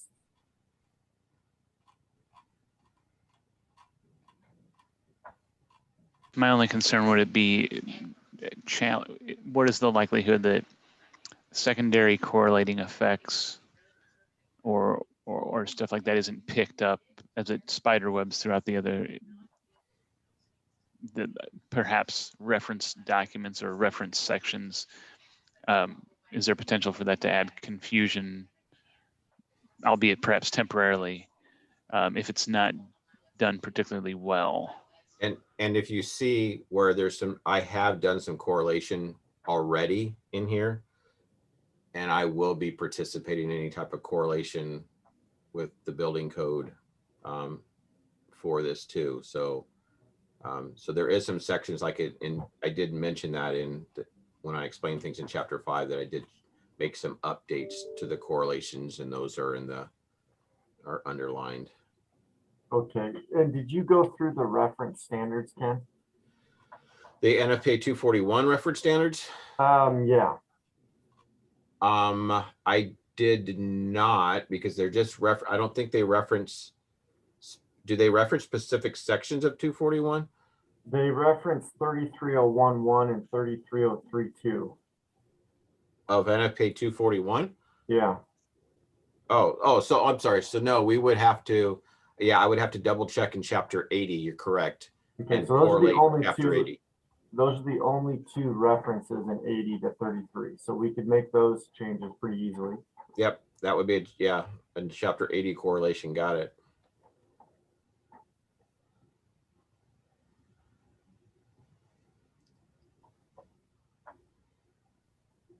Yeah, okay. Ken, this is Kevin. What is the negative impact if we don't make these changes and we just left the model code the way it was? Absolutely nothing. There's not going to be impact because there wasn't any substantive language changes.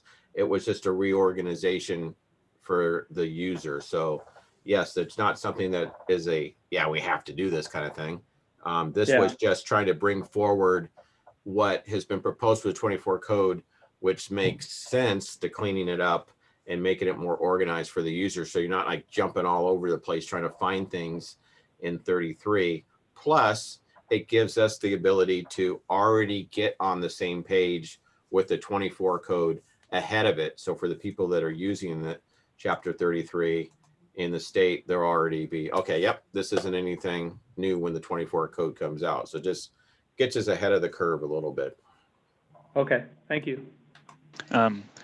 Serious question, because I've run into this before. As jurisdiction, as AHJs, do you have a lot of circumstances where people don't have a copy of the amendments or are not, like, I feel like, I do plan review and I can tell that somebody does not have the amendments to the IBC in their book. Do you run the risk of having a disparity in the end users not keeping up with us, keeping up with the 2024? So support in concept, are there issues in the application in the real world for the people who are going to use it on a more daily basis? Or is it just going to be a reason to get frustrated with your code official?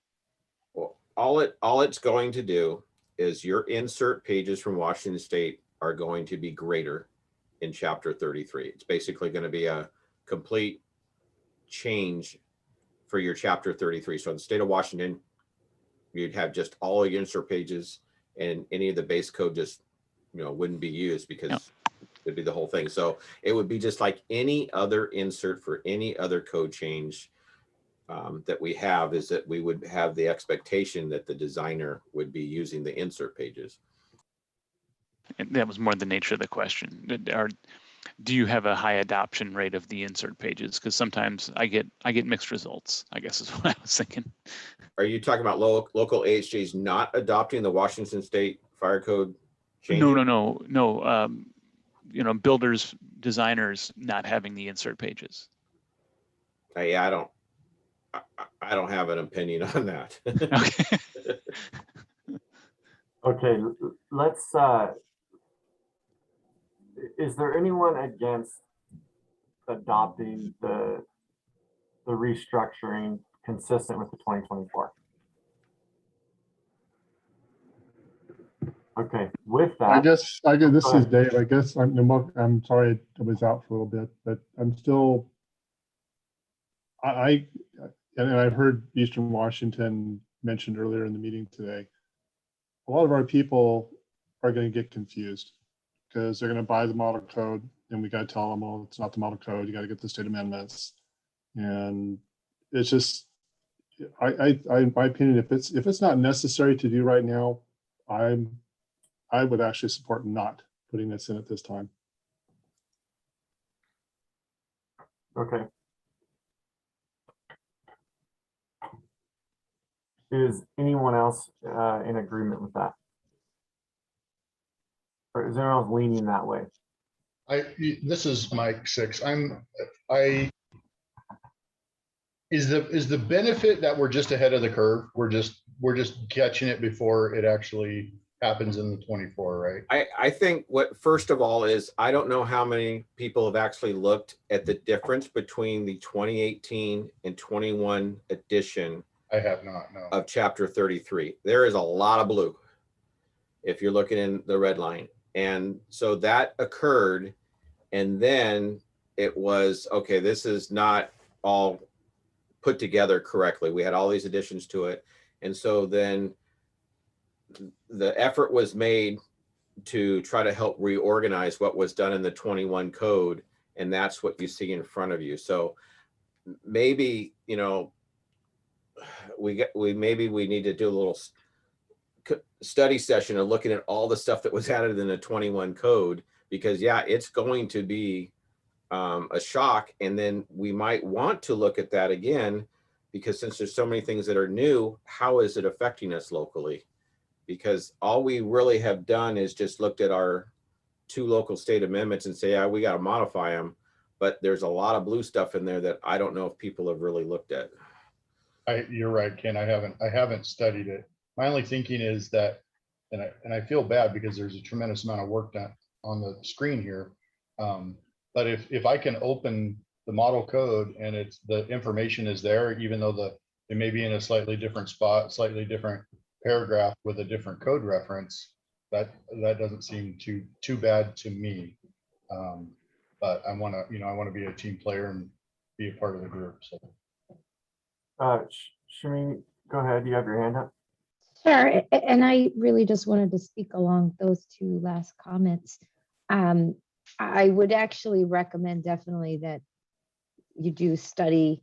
There were a lot of changes that were made in 2021, but the benefit of this reorganization is that those provisions that are in the 2021 they're all over the place in terms of order. What we did in the reorganization was separate things by category. So those provisions are divided into administrative controls, protection of combustible materials, ignition source controls, a separate system on fire protection system devices. I can go on and on. There's about 8 different categories, but it puts them in an organized way. So it's not only easier for AHJ's code officials to enforce, but it's also easier on the job site for contractors and builders to actually make sure that they're complying and they're doing what they need to do. Before, it was all scattered. So like if you're a foreman on the site, you know what you're responsible for in terms of your area, and it just makes it a lot easier. So that's what the benefit of doing it now would be, is just makes it easier to implement. But I do agree with everybody that said, take a look at those other changes that were made in the 21 to make sure that, they make sense in your jurisdiction. A lot of those changes were really made to address the multiple fires that have occurred in buildings under construction all over the country. Thank you, Shameen. So it looks like this would be worth, kind of like what Ken said, maybe doing like a study session on this to look deeper into the language of the 21 and looking at what the local effect is, being that there are so many additions. And then from that point, entertaining the ease of use portion, which is really adopting the structuring of the 24 model code. With that, is this something that we want to table, and do we have volunteers, if you will, to work on this within the next couple weeks to look over those changes? I don't have a problem meeting with anybody, so I can volunteer my time to take a look at 33 if everyone else is in agreement with that. No, I'm This is Dave, and I concur with that, and I'm also available to participate because there's some of this in the older codes that I was involved in. Excellent. And yeah, and Shameen, would you be willing to are you available to meet on this? I wouldn't mind having if the tag's okay with it, I wouldn't mind having you involved as well. Sure, absolutely. I will do my best to, based on my schedule, but I'm happy to help. Sure. Okay. And Ken, would you be up for that? Oh, I don't know how much time I can participate on it, but I definitely would, I'm more than happy to do what I can to jump in on some meetings and help out too. But Okay. I don't have the time to head it up, but I do have the time to sit in on it occasionally. Sure. Shamim, are you able to put your email address in the chat and I can get that? Sure, I'll do Okay. that right now. Excellent. And I'll send out an email before the end of the week, and maybe we can structure some times and figure out a good time and way to tackle this. That sounds good. All right, moving on. Moving on. All right, so hang on to your hats. Here we go. 21-GP1-64.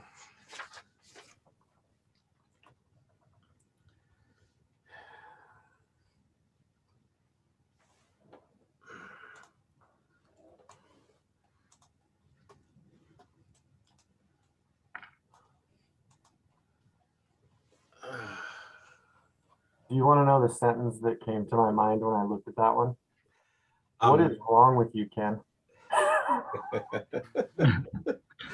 Yeah, I know. But again, the concept of, hey, let's double check our existing state amendments, and then some stuff for clarity that we're having problems enforcing or we don't understand with our plan reviewers that might have had questions in the past of certain sections and like, what does this mean? And just taking another look at things. So what I did is I took all the existing Washington State amendments for Chapter 9, updated the numbering because that needed to get done, and formatting to indicate what was amended from the 2021. And then, and also correlation with the Washington State Building Code amendments are also shown. Because if you remember, we did have some issues previously with some of the stuff in Chapter 9 of the Washington State Building Code did not match up with the stuff in the fire code. So if you look at the document, again, everything that is underlined is the state amendments that have been done. I believe I did that correctly. And then there's some specific stuff. And the one thing I haven't done is just double check for, again, that's the correlation of to do with things that might be proposed in other sections of Chapter 9, because I haven't had time to do that. So just didn't know how many people have, again, looked at the 2021 edition, looked at all of our exceptions, and made sure these things make sense. And then again, portable classrooms comes up as a problem with Group E occupancies. Carbon monoxide is also confusing down, I believe, in the 915 section, that people might have had some issues with trying to enforce and understand. And again, I brought along my local expert, Sean Shepard, to maybe talk about carbon monoxide if you wanted to in this section and some of the conflicts that we might have. And I'm just kind of leaving it up for discussion amongst the group with Chapter 9.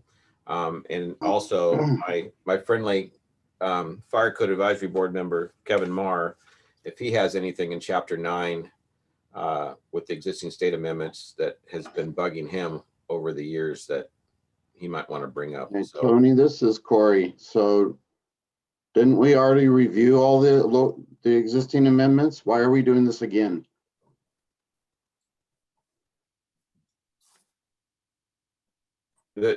Corey, I'll answer your question. The reason is I wanted to show what the language was in the 21 code. And we did this previously, like I did for Chapter 5. And yes, I know I got a lot of criticism from some people regarding reviewing some of the chapters again, because when we did it, when the tag members did it individually, it was basically a keep amendment, modify amendment, that type of thing. And when I brought up other chapters of the existing Washington State Fire Code, people did come forward and decide to make some changes to it. So again, it's no different than chapter 33, just trying to make sure that the entire committee sees the chapter and understands what is in it, and if there needs to be any, additional review of it. They had a chance to do that already. Well, you did, right, Corey? Yeah. The committee did.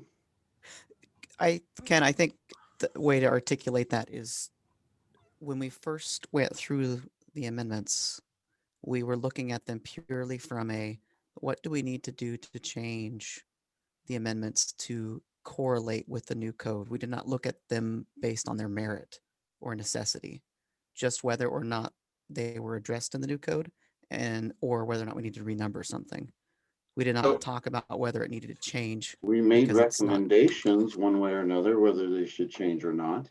Okay, so Corey, so that was some of my confusion is you made the recommendations, but they're not in any type of a code change proposal. So when are we going to see? That was up to anybody who wanted to make a code change. So is there a specific code change here besides the whole chapter? Well, no, that's what I'm just trying to ask is that during that spreadsheet that was shown before, that showed the keep, modify, is when somebody says modify the code language, where is that shown for the tag to review? Usually modify was just like slight wording changes from the new code or something like that, or a reference change or something like that. It wasn't a new proposal, it was just updating like a reference or something. And one of the problems that we've had in the past is that we've stated that yes, things need to get modified, but the tracking of that and getting it through the process so everybody understands, okay, we didn't miss anything. It seems to be a little easier to put it in a code change proposal to just say, okay, here's the existing language. We're just tweaking it just a little bit, which is an easy thing to do, but then there's some way to track it because talking that's up to the staff, right? Staff, John and Ray and those people. And that was some of the items I had talked with staff is they don't really have a way of tracking this. So they're able to create their 105 document based on these code changes, and then they'll be able to go through and make the tweaks. They just don't have the modification language that we're looking for. It's not written down anywhere. So my goal was if we had any changes or modifications to chapter 9, we might as well just show it all and make those modifications. So for clarification here, Ken, everything that is underlined and struck is consistent with what's currently adopted at the state level in this document. Yes. So you haven't made any changes at all. You're not even proposing a change. Well, let me just kind of try and break this down here real quick, Corey. Sorry. And so in this document, is there anything that you can have put in here that's different from the currently adopted state amendments It would just be updated numbering. to the 2021 cycle? Yep, and formatting. And That's formatting. Okay, so the purpose of what we would do in this portion right now is to say, if there's a change, now's the time to speak up. Is that correct, Ken? Absolutely. I'm just bringing it forward. So if anybody, and I understand that Corey already reviewed it and we made our changes, but it just gives the tag an extra set of eyes just to see, hey, is there anything you guys want to change? And if you don't want to do this, that's fine with me. And it does not matter. I think how I see this and how I think we can tackle this I'd obviously like to respect the time of the tag, but I'd also like to, I also understand where Ken's coming from on this. And I think this can be probably a lot easier / quicker than expected. I imagine if there were changes, Ken, that you were going to propose, they would be in here unless there are some you want to talk about. But otherwise, we can do a scroll through, and if someone has a comment, great. And if they don't, then we're done with it. And that's how I'd like to proceed with it. But I also don't want to be a bull in a china shop either. So if the TAG disagrees with that, now would be the time to speak up.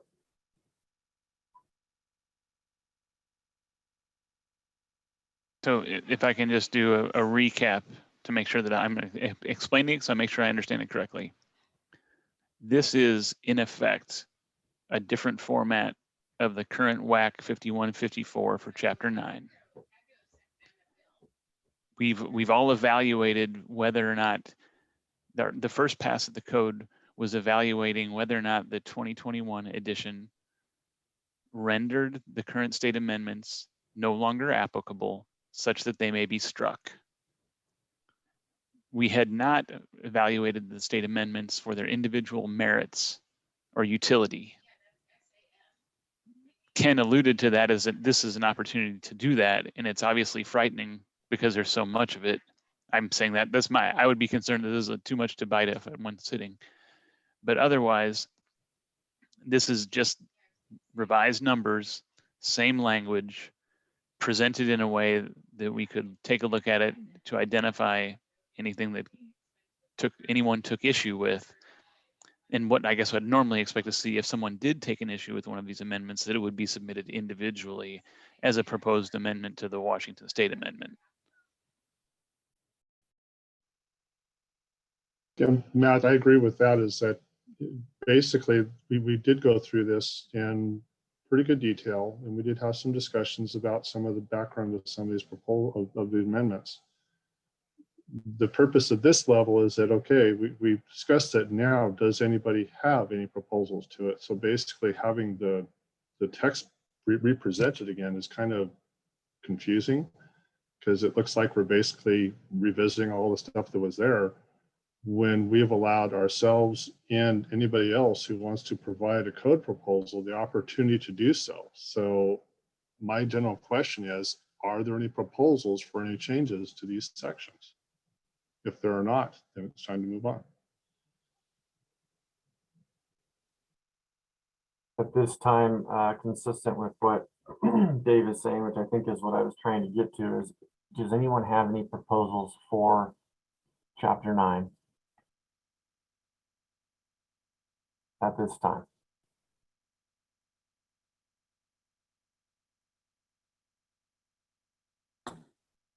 Okay.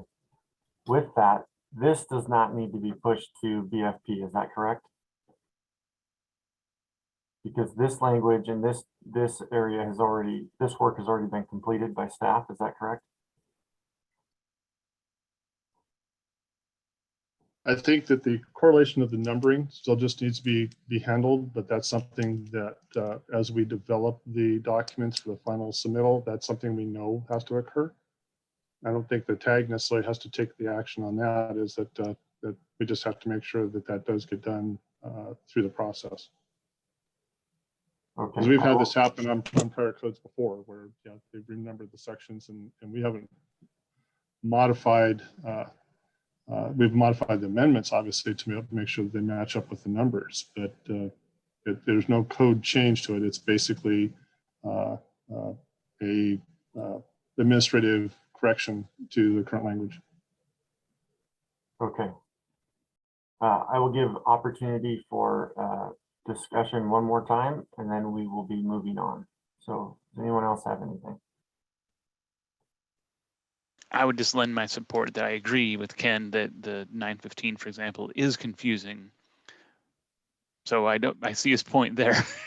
I guess I didn't see, wasn't sure if it was confusing enough for anyone else to approach rewriting it, because I know that would be a task. And that's the one reason I brought it up, because nobody else did. And I don't have any proposals to it. I just wanted to get some sets of eyes on it and hear if anybody else is having problems with enforcing certain sections or understanding them, and 915 is one. But I don't have any specific proposals at the moment because I was trying to find out if anybody else had any issues with it. But you know, it's no skin off my nose because this was just a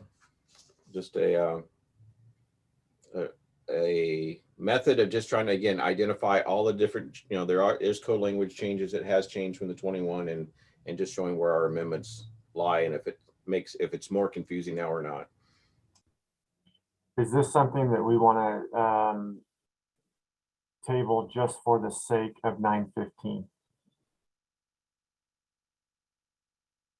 Or do we want to, because I think what I'm concerned with is if people want changes to 915 and we don't take action on this, you know, we're going to put down on the spreadsheet that, hey, there's nothing to do here, and then it's dead. So if there's an opportunity to do something with it on 915, is there anyone willing to work on that or reword that or make it a little easier to navigate?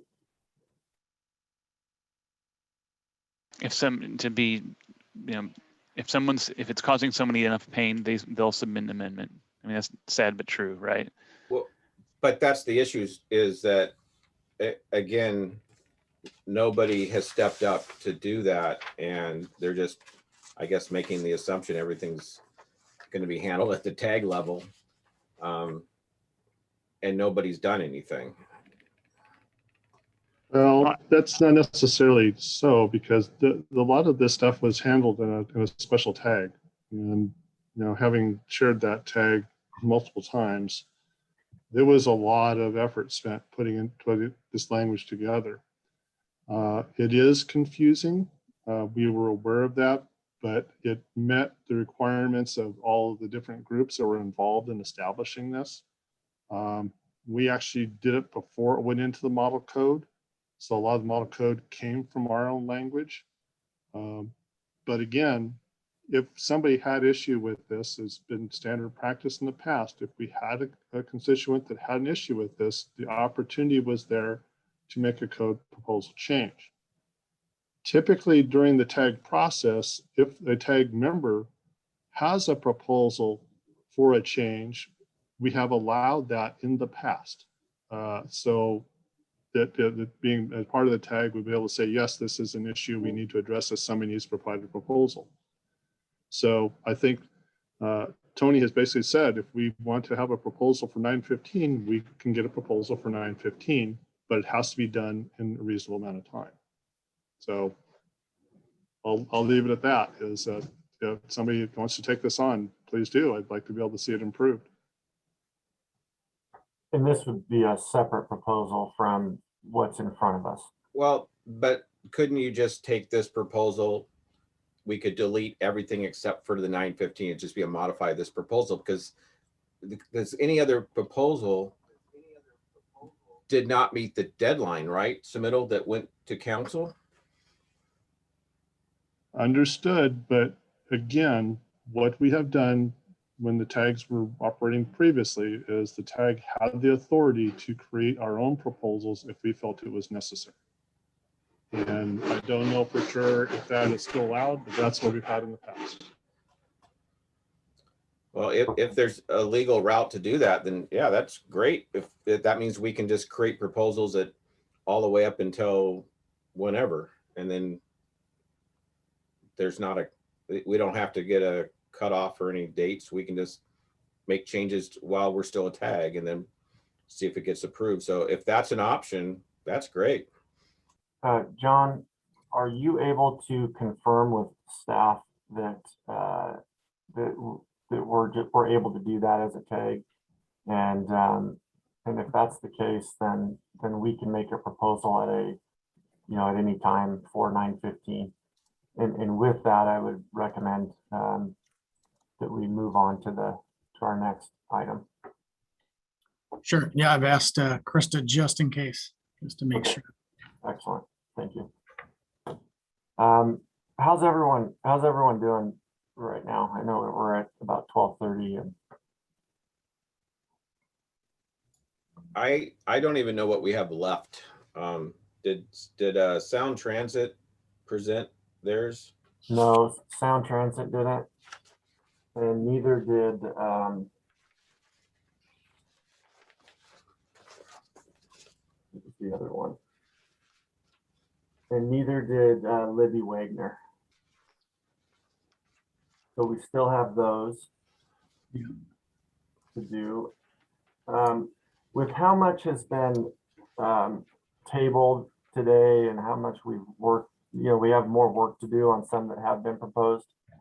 I'd like to move on to the next agenda item if everyone else is okay with that. And Could we just get an idea besides the ones you just mentioned, of just the ones that we still got to talk about? Just so I yeah, can- do you have the spreadsheet available there? Yeah, I have it right in front of me. But This one? No, the one with all of the 21 GP1 proposals, the log numbers. Oh, yeah, this one. Yeah, so And I just postponed, not to interrupt, but I just posted that to the chat. Krista said that anything can be modified, but no new proposals can be added at this time. So if somebody So- does want to modify 915, they can use Ken's proposal to do that. Ken provided. okay, let's do this. Let's on the one that we just worked on. Let's make a note under H, column H. Sorry, stay on the spreadsheet there. Oh, sorry. Mm-hmm. The log number spreadsheet. This, oh. This one? Yeah, this Yeah, one. so that was number 50, 64. 64. Yeah, so 64 under H, under column H, one more over, just put tabled and 915. Section 915 will be addressed at a future tag meeting.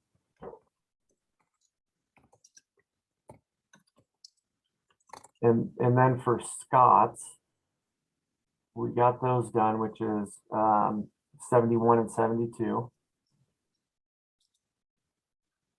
71 was moved forward. Let's bounce around.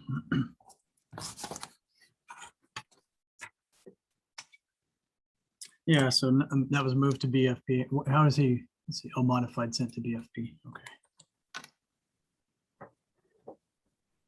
71. And then, and I don't know if it was, yeah, and then fire detection was not sent to BFP. Yep. And then 135.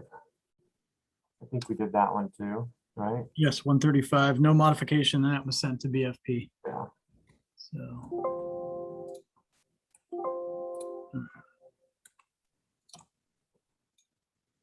And then 134 was tabled, Mhm. Special work group. special work group, perfect. So we can put that in 134.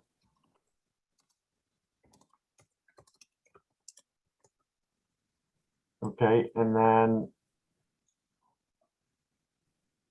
I think that's what we did today, all right? And so number 55 was also tabled. Chapter 33. Oh, yes.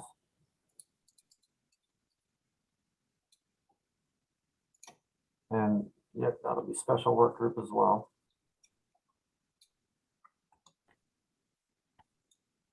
Okay, and John, are you able to, once this document's finished up after today's meeting, would you be able to send an updated copy to the TAG members? Yes, and then what I'll do as well, just for those like Shamim and anybody else that's interested, I will post it on the FireTag website.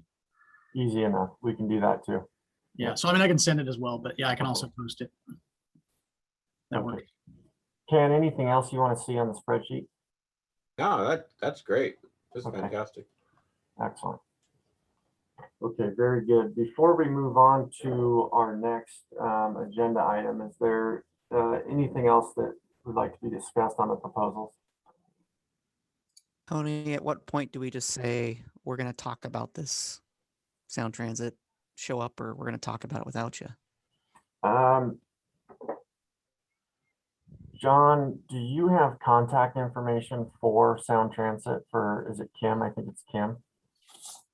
I don't, but I can find it. I know Ray's got it for Kim, and well, yeah, I guess it's just Kim. I can try to reach out. That would be great, and just let them know what our schedule is for tags. And then if they're non-responsive or they can't commit to a meeting, then yeah, I agree. We just need to tackle that. Okay. Yeah, I can do that. I think I have an understanding of what they submitted because they've talked to me about it. Oh, perfect. Although Okay. I'm the absolute worst person for them to represent them. So, Okay. but I am pretty familiar with what they've submitted. Okay, thank you for that, Chris, and we'll keep that in mind for our future meetings, and we'll see what kind of involvement we get from them. So I appreciate that. Okay, so with that, we'll move on to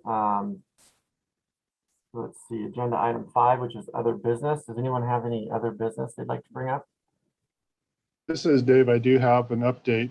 You may be aware that there was a House Bill 2701 that passed a couple sessions ago that went into effect this year regarding smoke damper and smoke control system testing, made modifications to RCW 1927-700 to 704.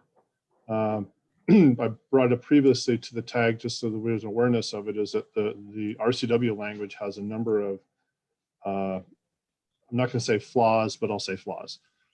It's basically unenforceable. It's the certification process doesn't exist. There's a number of issues associated with this. I've been approached by a number of entities, sheet metals people, fire alarm people, just a whole bunch of different groups, building owners as well, trying to see if we can get that language revised, and just letting the tag know that the intent of this group, and we're going to be trying to get all of them together in the next couple of weeks to start doing some planning. We have actually get some funding, and hopefully can work together with a couple of legislators to get some language to modify the RCW so that it doesn't include all of the enforceable language within the RCW, but instead to modify the language so that it moves that to rulemaking rather than doing the rulemaking in the RCW. So the tag may be tasked next year or so to be able to have to review or come up with language with that. But the goal is to at least move this the way that it should have been properly done in the first place so that it's actually going to be enforceable. So just a update as to the status of that. And Fire Marshal Association is working pretty diligently to participate and take a little bit of lead on that so that we can then pass it back to the Building Code Council next year after the session. Thank you, Dave. Appreciate the update, and thanks for your work on that. Much appreciated and much needed. Anyone else have any other business? And I also kind of have an update, just make sure everybody's aware that July 10th was the date that the code changes to the on-demand mobile fueling operations went into effect in the state of Washington. So this week I finished up some draft requirements for the 3 different types of permits that are available.